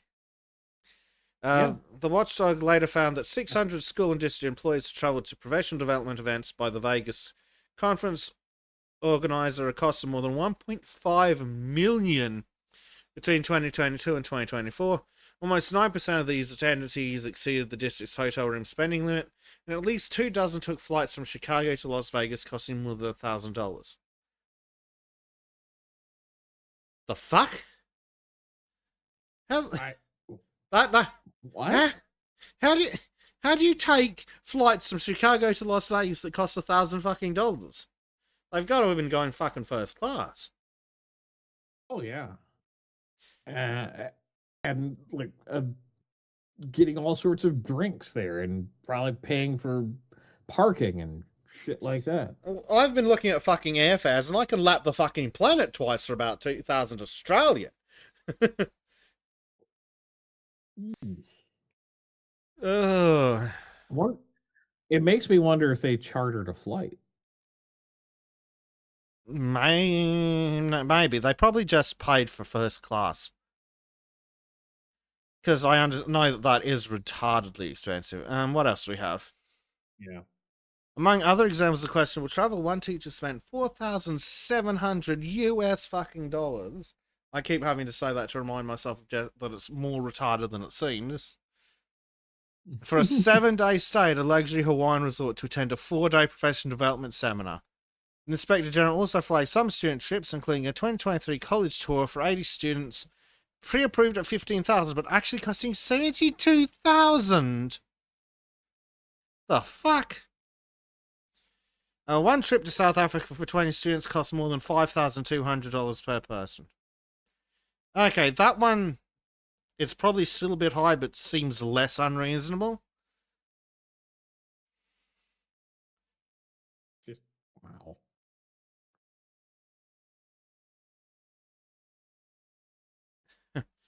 Dave says his system stopped recognizing his fucking mic for some treason. Yeah. Yes, I would call it treason what your mic's doing. Dudley douchebag rides again. The traitorous, he says. But enough about Hillary. Yeah. Where was I? Oh, yeah. Watch out. You could commit suicide after seeing that. Trips to Africa costing more than $5,200 per person. Hold on. I've got to do the math. Yeah, that's excessive unless they stay there for like a month. Like, the flights would have to cost less than $1,500 each way. And then you put 4 kids in a room, because fuck them. There's no way it should cost that much. In some cases, scum-sucking criminal travel agencies charge the district up to 20% of travel costs and hidden fees. Jesus Christ.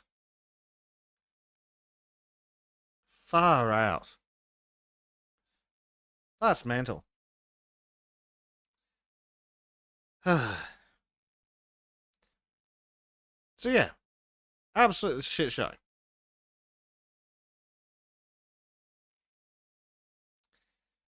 Oh, and then there's some conflict of interest stuff as well.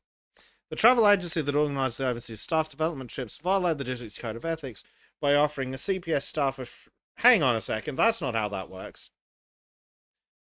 The agency didn't violate the code of ethics. The staff have violated the code of ethics by accepting the fucking offer.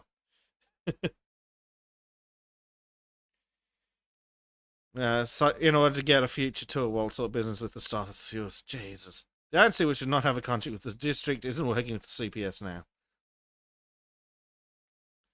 But the watchdog recommended that the agency staff undergo training and sign a contract if it were to work with the district in the future. How is that not a thing to start with? Oh, right, Chicago. Right, that's enough of that particular fuck up. Meanwhile, at a different high school, an assistant principal at Kempsville High School in... where the fuck is this? Virginia Beach. Was arrested for plotting to kill ICE agents. Get the meme out.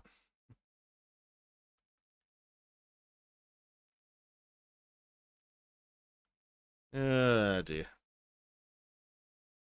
Hey, what? Let's have a look. Court documents do reveal details leading to the arrest of Kempsville High School Assistant Principal John Bennett. Now, according to the Virginia Beach Police Department, John Bennett and his brother Mark were both arrested on November 16th after police received information that the brothers threatened to commit acts of violence against local police and ICE agents. Court documents reveal that the brothers were overheard talking at a restaurant where Mark Bennett mentioned how he had an assault rifle with the ability to utilize explosive rounds that could penetrate protective vests. He also mentioned flying to Las Vegas to meet with like-minded people and how he would return with, quote, enforcement ideas and plans. The documents went on to state that John Bennett added statements of support and enthusiasm for the suggested violence and also expressed interest in joining his brother on the trip to Vegas. Now, both brothers were arrested and charged with conspiracy to commit malicious wounding. Court documents do reveal details. Yeah, fucking teachers, fucking Democrats, man. Yes. Up next, some useless idiot rapper has him sentenced to 14 years in prison over illegal donations to Obama campaign. So, some fucking idiot was convicted in 2023 after a trial include testimony from Leonardo DiCaprio and Damn. Damn, Yeah, and I Dave remember this Smack. shit. I got it figured out. Finally. Fuck, man. I got my microphone working, and then my headphones stopped working. That's real helpful. I had to fucking get my headphones working. Anyhow, fucking, I don't know what the hell happened on it, but anyhow, I'm back. Yeah. So, just in time for this rapper. Somehow he's convicted in 2023 and he's being sentenced now. Are there appeals or some shit? Yeah, it was a bunch of, well, what it is this procedural bullshit. And so they're like, oh, well, you're guilty, but we're gonna set the sentencing for this, and then they'll delay it because I want a motion for this, or I want a motion for this, or the courts are just lazy and slow because he's rich. It's probably that one. But yeah, that's very likely. He should go to they should all go to fucking prison for this, and fucking Obama should be right there behind him because he knew exactly what was going on. Yep. So, yeah. So he was... Like, it's no... Yeah, so he was convicted of money laundering and campaign finance violations in 2023 in a global foreign influence scandal led by the Malaysian financier Low Tech Joe. I noticed no one picked up on me mispronouncing that. in April 2023, I thought you were fucking joking, but that's really his fucking name. I turned away for a second. I thought you were making fun of some guy calling him Low Tech. Just some fucking Luddite ass. Yeah. I thought you were just making a funny meme. Some fucking backwoods fucking investor Low Tech Joe. Like, no, that's his actual fucking name. Okay. Yep. In April 2023, a federal jury convicted fuckhead here of 10 counts, including conspiracy and acting as an unregistered agent of a foreign government. Ooh, that's not a spicy one. The trial in Washington, D.C. included testimony from the actor Leonardo DiCaprio and former Attorney General Jeff Sessions. Justice Department prosecutors said federal sentencing guidelines recommend a life sentence who they say had betrayed his country for money. I'd be very careful using words like life sentence and betrayed his country for money anywhere near Congress people. It's a good way to get suicided. They also say he lied unapologetically and unrelentingly to carry out his schemes. Yeah, see, just like Congress. The defense attorney waffled some bullshit that he was being paid to say. Oh yeah, there was a bunch of appeals bullshit. The Guardian can fuck off. But yes, he's been sentenced to 14 years. He is currently 52. Ooh, that's still gonna hurt. Mm-hmm. Yeah, I don't... It's like, sorry, Dave, you cheated. You violated federal election laws. Mm-hmm. The only problem is that the other guys didn't go down with you. Mm-hmm. Yeah. Sessions And by part of it. And by the others, you mean Barack and Mike, right? Yep. Always. Mm-hmm. And Sessions. Jeff Sessions belongs in prison too. The AG at the time. Why not? We can put everyone in prison. Let God sort them out. Oh, he was complicit in the whole thing. They usually are. But I wonder if he got some bullshit immunity deal for testimony. Oh, I guarantee it. Mm. And this gets into that realm of the people who actually do crimes never pay for it. And yeah, it gets back to the Epstein stuff. It's like I just don't care. How is Ghislaine Maxwell guilty of trafficking children if there was no one to traffic them to? Still want that question answered. Right. So yeah, until people are actually being arrested, I just don't care. Mm-hmm. It's like this whole, there's names in the book. It's like, yeah, cool. That doesn't really mean shit. One, release them. Stop hiding behind this bullshit national security thing. Because if you say that, we're just going to assume that it's everyone who's ever been in Congress. And probably be right. But, yeah, most of them... It's the whole thing's ridiculous. I want people in wood chippers over that. I want to know the truth. Not the made up, not the bullshit. Oh, such and such was on the list, but he was really only went there for whatever reason. He didn't see anyone who looked young. Yeah, sure. Yes. So one more, just to round things up. The first Antifa terrorism convictions in U.S. history just happened. 5 defendants in Texas pleaded guilty to aiding terrorists and admitted on the official record they were part of an organized Antifa terror cell. We have Chin Fluff, a pedophile. Possibly a 2 out of 10 bitch. Some granny with pink hair, whatever the fuck that is, and a neckbeard. You can see his neckbeard. Yeah. Sneaky males, dude. Yep. The male feminists. But allies. Dave, I'm going to ask you the real and question. The cat lady. How many men are in this picture? Yeah, right. None. Like less than one. Based like that bleachers. Might be a pink one in the middle, pink-haired one in the middle. But yes, convicted and admitted to being part of an organized Antifa terror cell. Or Antifa is an organization. Well, how could they be part of an organized cell? Right. If they're part of a... Yeah, it's because the media, obviously, we all know. Yeah. The media always lies. So I think says there's 0.5 men in the picture. Yeah. That's total. Yeah, total. Yeah, it's just an idea. Well, I hope they enjoy their idea as they all go to Texas prison. Right. You can enjoy that idea in jail. Yep. Right. On that note, unless you boys have anything to add, we'll do some memes. Nope, let's do it. Ready to roll up the carpet. Something. I don't know. Pleach has just given up on the whole concept. Yeah.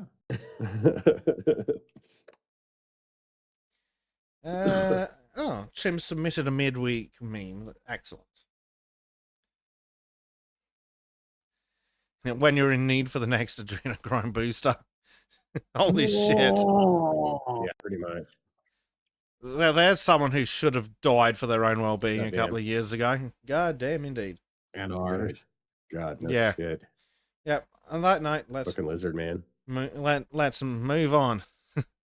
Me trying to find a meme I saved 4 years ago to just come back in an argument. Bobcat? Did Bobcat become meme? No, the meme is Bleach looking for a meme he saved 20 years ago. Hey, you like my pixels? Shut up. I used to save all the memes, but then I just Google them. If I think of a meme I remember, I'm like, oh, I'll just Google it. Yeah. Because I know exactly which one I'm looking for. Speaking of memes. But I still have gigs of memes saved in places. Yeah, it's beginning to look a lot like Christmas. Wow. Yep. Oh, holy shit. For the Christmas markets. Oh, God, I hope this next one's real. Welcome to Reddit, the heart of the internet. Don't feel like asking your parents for advice? Reddit has answers from real people. No, I wish... actually, I hope it's real is wrong. I wish it was real. But I wouldn't put it past some shitty AI. Yeah. That guy's got the answers to Reddit, that's for sure. Uncle Ted had the answer to Reddit. Yep. Yeah. Uncle Ted was right about everything but the methods. Right. Yep. And Democrats should really stop testing me on that last part. Right. Where there's no cars on the road. Where is everyone? No idea, but this is amazing. Nice department. Nice.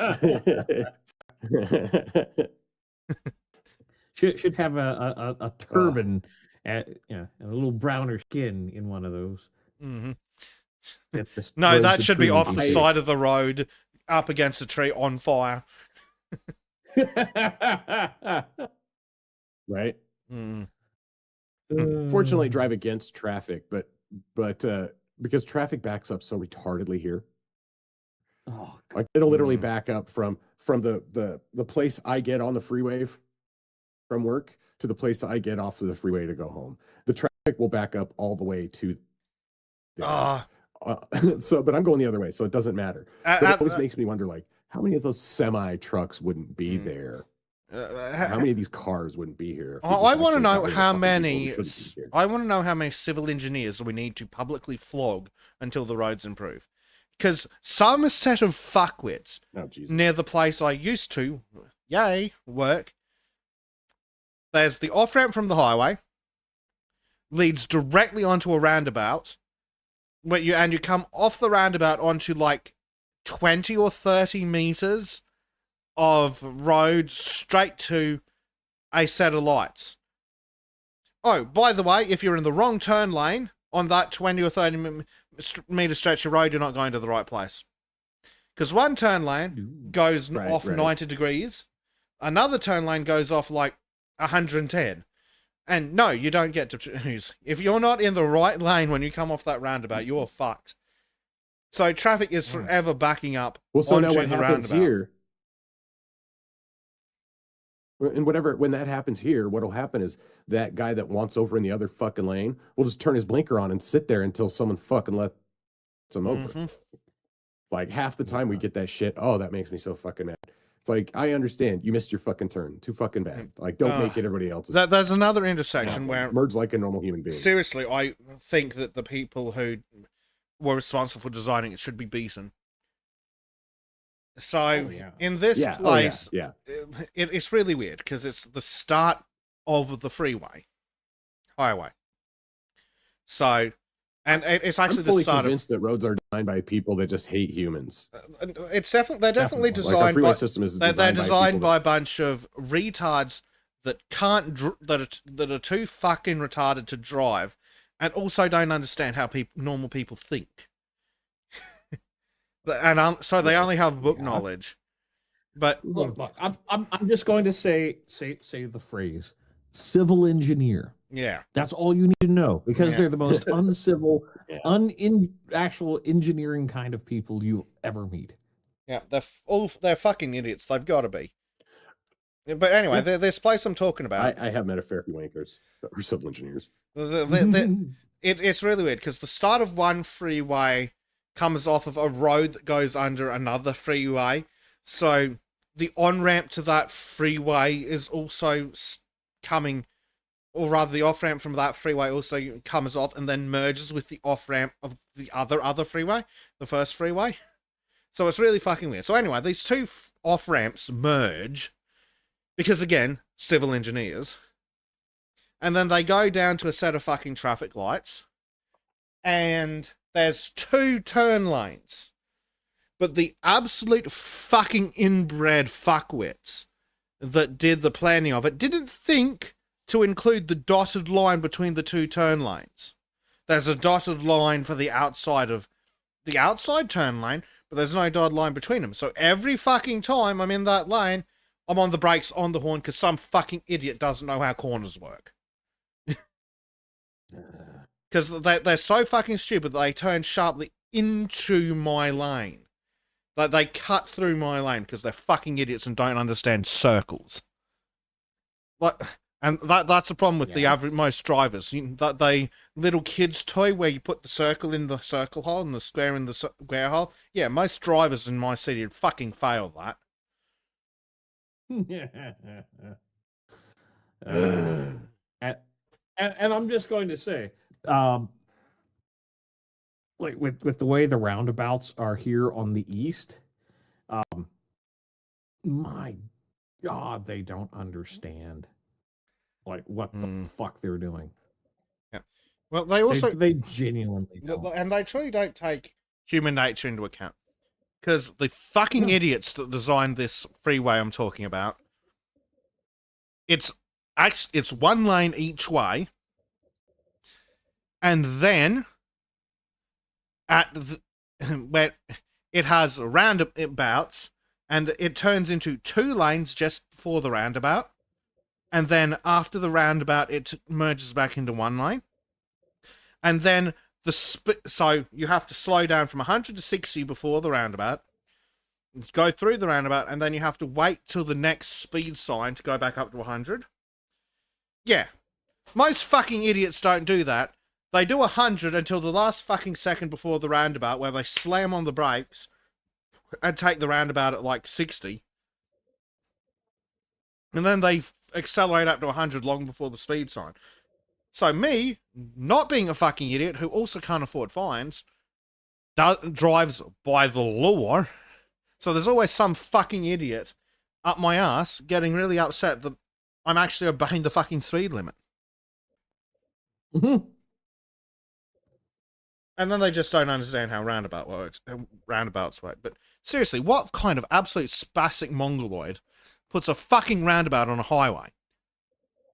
I want to know what the fuck they did with all the money that could have been spent on a fucking actual interchange. So there was a Well, that's better than I can't remember exactly where, but it's like you'd get off an interstate exit roundabout. You go towards into town roundabout. Go like another 100 yards, another roundabout. It's like, what the fuck is going on here? Why can't I get away from these roundabouts? And I really have to shit because I need to go to the gas station, and I can't get to the gas station because of these fucking roundabouts. Yeah. But it's also roundabouts are also another perfect example of why civil engineers aren't people, because roundabouts are fantastic in theory until you account for the fact that the majority of drivers are fucking idiots who can't indicate or use their eyes. Yep. Anyway, that ran aside. Let's finish Next off our meme. memes. Yeah. Yeah. Did you sleep well? Me. That doesn't look. Yeah. No. I relate to that. Yeah. In my case, it's more of the clothes are already out and on their way. Right. Anatomy of a good boy. We've got the Swiffer, the Floofy Booty, the Tippy Taps, the Humper, the Pet Zone, the Rub Zone, the Huggy Sticks, the Toe Beans, the Sound Flaps, the Fuzz Trunk, the Balker, the Lookers, the Hey!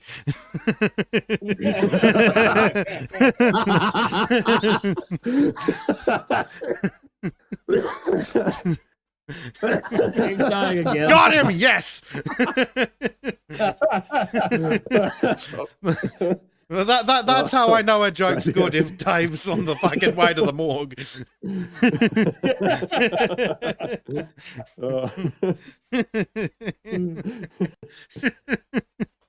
Good boy. Good boy. All good boys have one of those. So.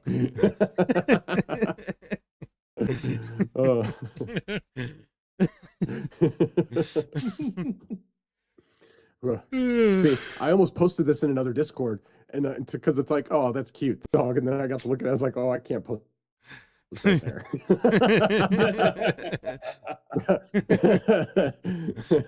That might hurt some feelings. That's the danger of hanging around in our Discord. Then you go somewhere else and it's like, here's a post that wouldn't even get a chuckle on Sultans, and then it's like deathly offensive and 7 rainbows die.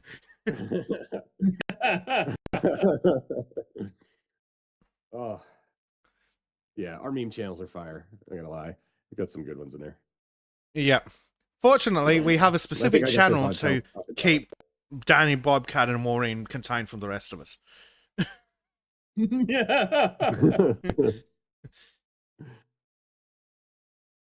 Right, next meme. Okay, question.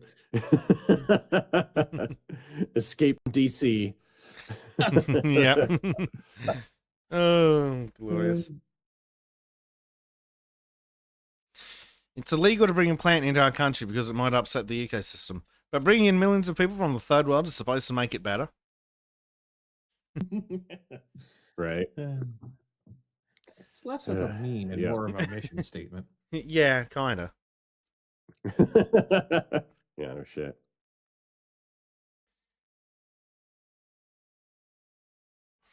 Sigourney Wiener. Sigourney.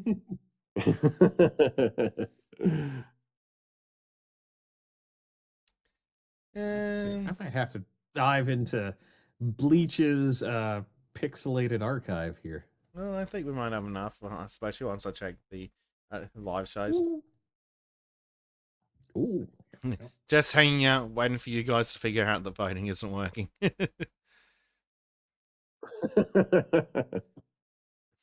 This is how I picture Bleach on the weekends, but there's more wood on the gun, and it's either a pipe or a cigar rather than a cigarette.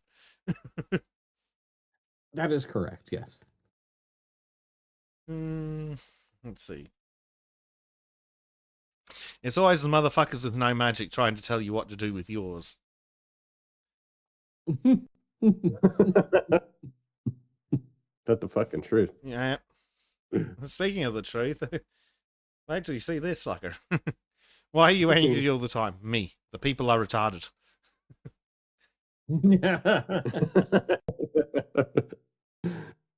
Oh God, ain't that the truth?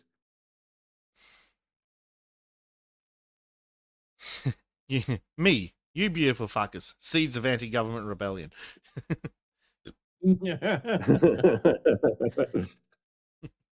Just don't let Trim In think Minecraft, that they are they're seagulls. Yeah. Oh God, this one. Open position. Well. I'll have this dog.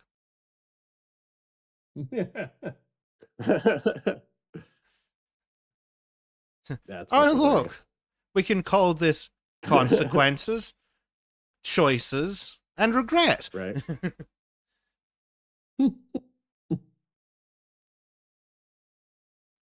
Now, what do we got here?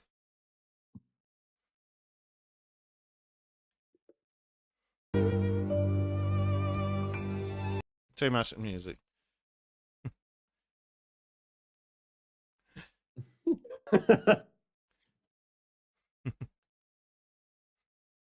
Yep.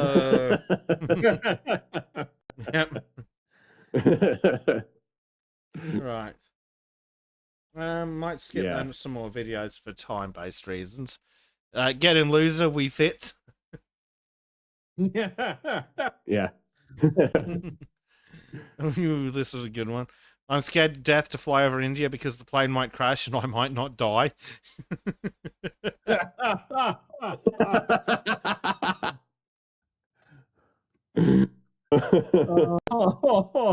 damn.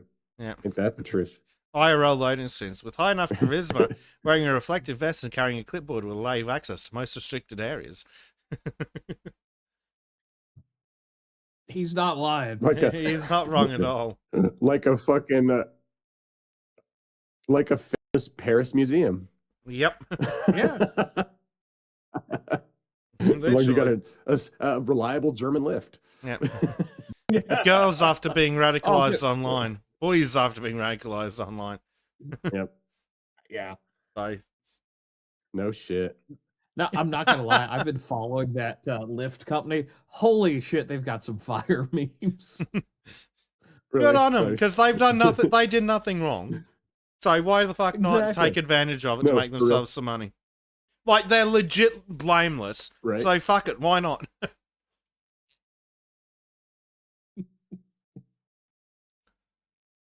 Oh dear. To Kill a Mockingbird by Harper Lee. That's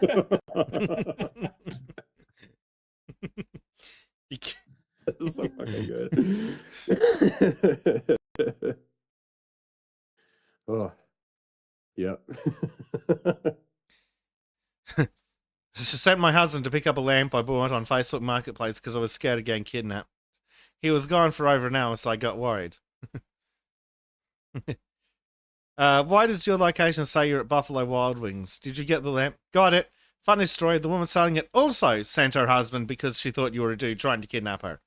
His name's Jim, big Seahawks fan. We're having a couple of beers. I'll head home after the game.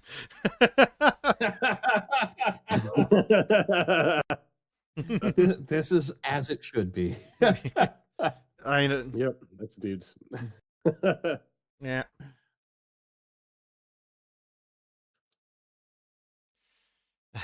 Maybe if you spend as much time with me as you did staring at memes, we'd still be dating. Wow, this is going to make a good meme.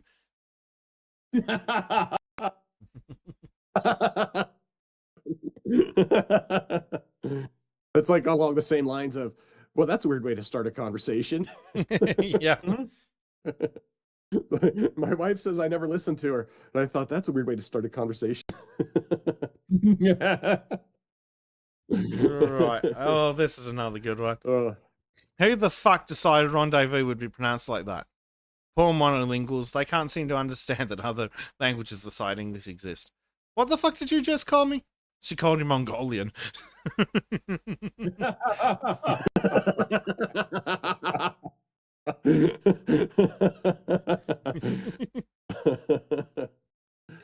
Oh, God.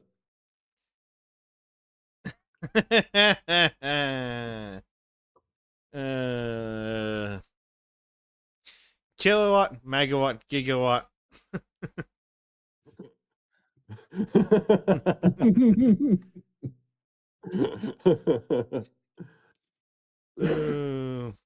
Yeah. Is that what powers the Soul Train? No, Thank you that's very what much, powers Clarissa. the cotton mill.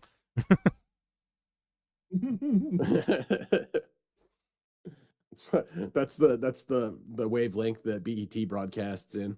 Except for it's hertz. Yeah, that's the power they use. All right, and the last one for today. I cast awareness of wasting time on phone.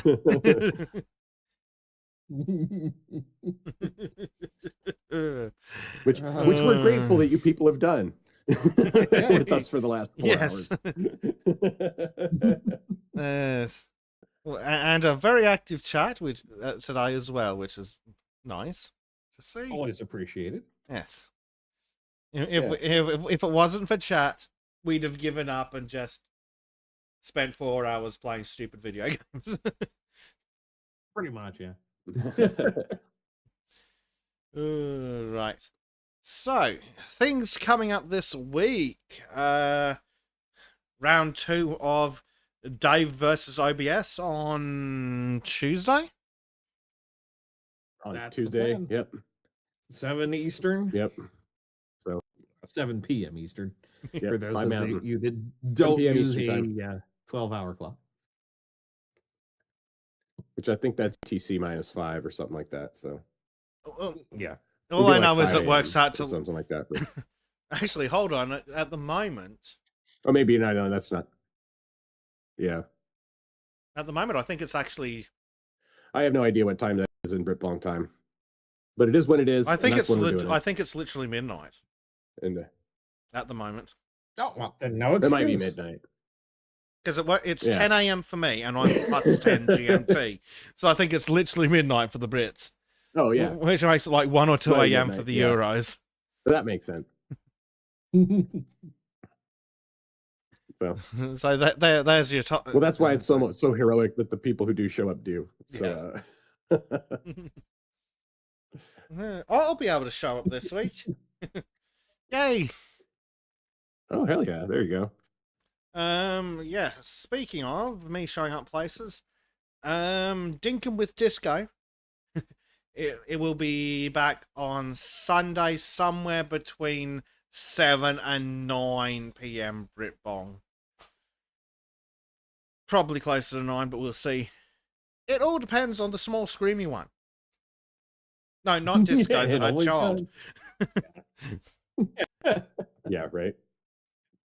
Yeah. What else is there? Standard schedule for Trim. He'll have another Simply Sketchy out Wednesday. What the hell else is there? Friday will hopefully be more streams with Disco as well. And I think that's everything, unless And we're putting a poll. yes, that's We're gonna throw a poll into the subscribers channel for keep an eye on that too. yes. Yep. If you don't have access to the channel, jump over to the subscribe star and click on one of the tiers that gives you access to the Hangouts. So that should be either Vizier or Grand Vizier, I think. So, one of them. Yep, I think so. Yep. Better yet, just click on the most expensive one. That'll help. That'll work. That'll definitely work. Yeah, don't question it. Don't even think about it. Just click on the. Don't ask questions. Just click on the expensive one.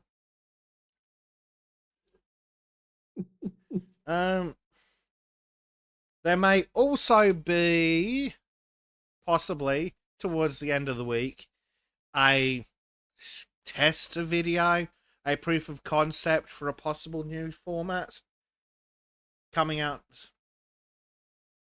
Much to Trim's horror. Yeah. So yes, don't know what time when that'll come out, but it should be this week. We're gonna work on taking advantage of the fact that we have a digital artist among us. Yes. Somebody who actually draws stuff. So yeah, we're going to take great easily advantage of translatable Trim. onto a screen. So Yes. Poor Trim. Yeah. He made the horrible mistake of showing us that he can make really cool art really quickly, and tell a good story to go with it. But yeah, I think that is everything for this week. Depending on how the test video goes, there may be another subscriber-only poll. Maybe. Yeah, I think that's everything on the list. Wow. yeah, I got nothing else. Yeah, if you're a new viewer, I have seen some names I don't recognize, and that just may be because people are on different accounts because they're sick of fucking Rumble.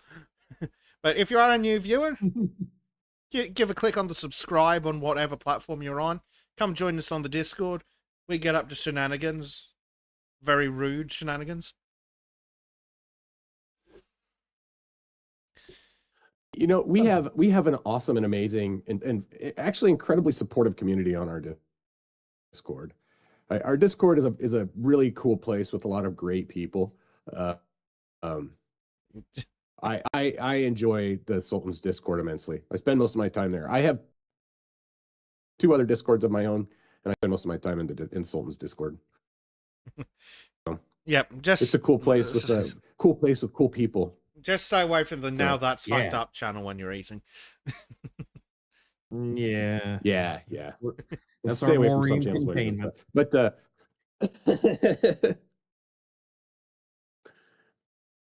it's a great time. It's a great time it's a fabulous Discord. We have the best Discord. The very best. The best there's ever been. Other people say it's right, best Discord. Other people say it's a Discord. I come to the Discord and I'm like, wow, what a great Discord. So,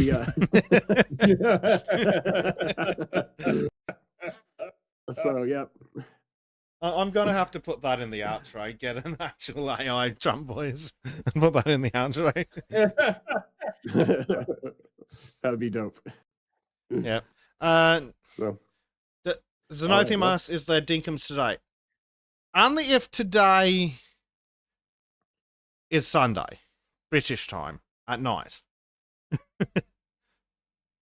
Time zones are fun. Well, that's just dodging the question now, isn't it? Yeah. No, technically Dinkums is at like 9 a.m. on a Monday. So time zones are fucked. Anyway, that is all from us for today, folks. Catch you throughout the week, and we'll be back next week for more bullshit. Thanks for joining us, and Shadilay, everybody. Wasting time on your fun with us. Shadilay. Shadilay, folks.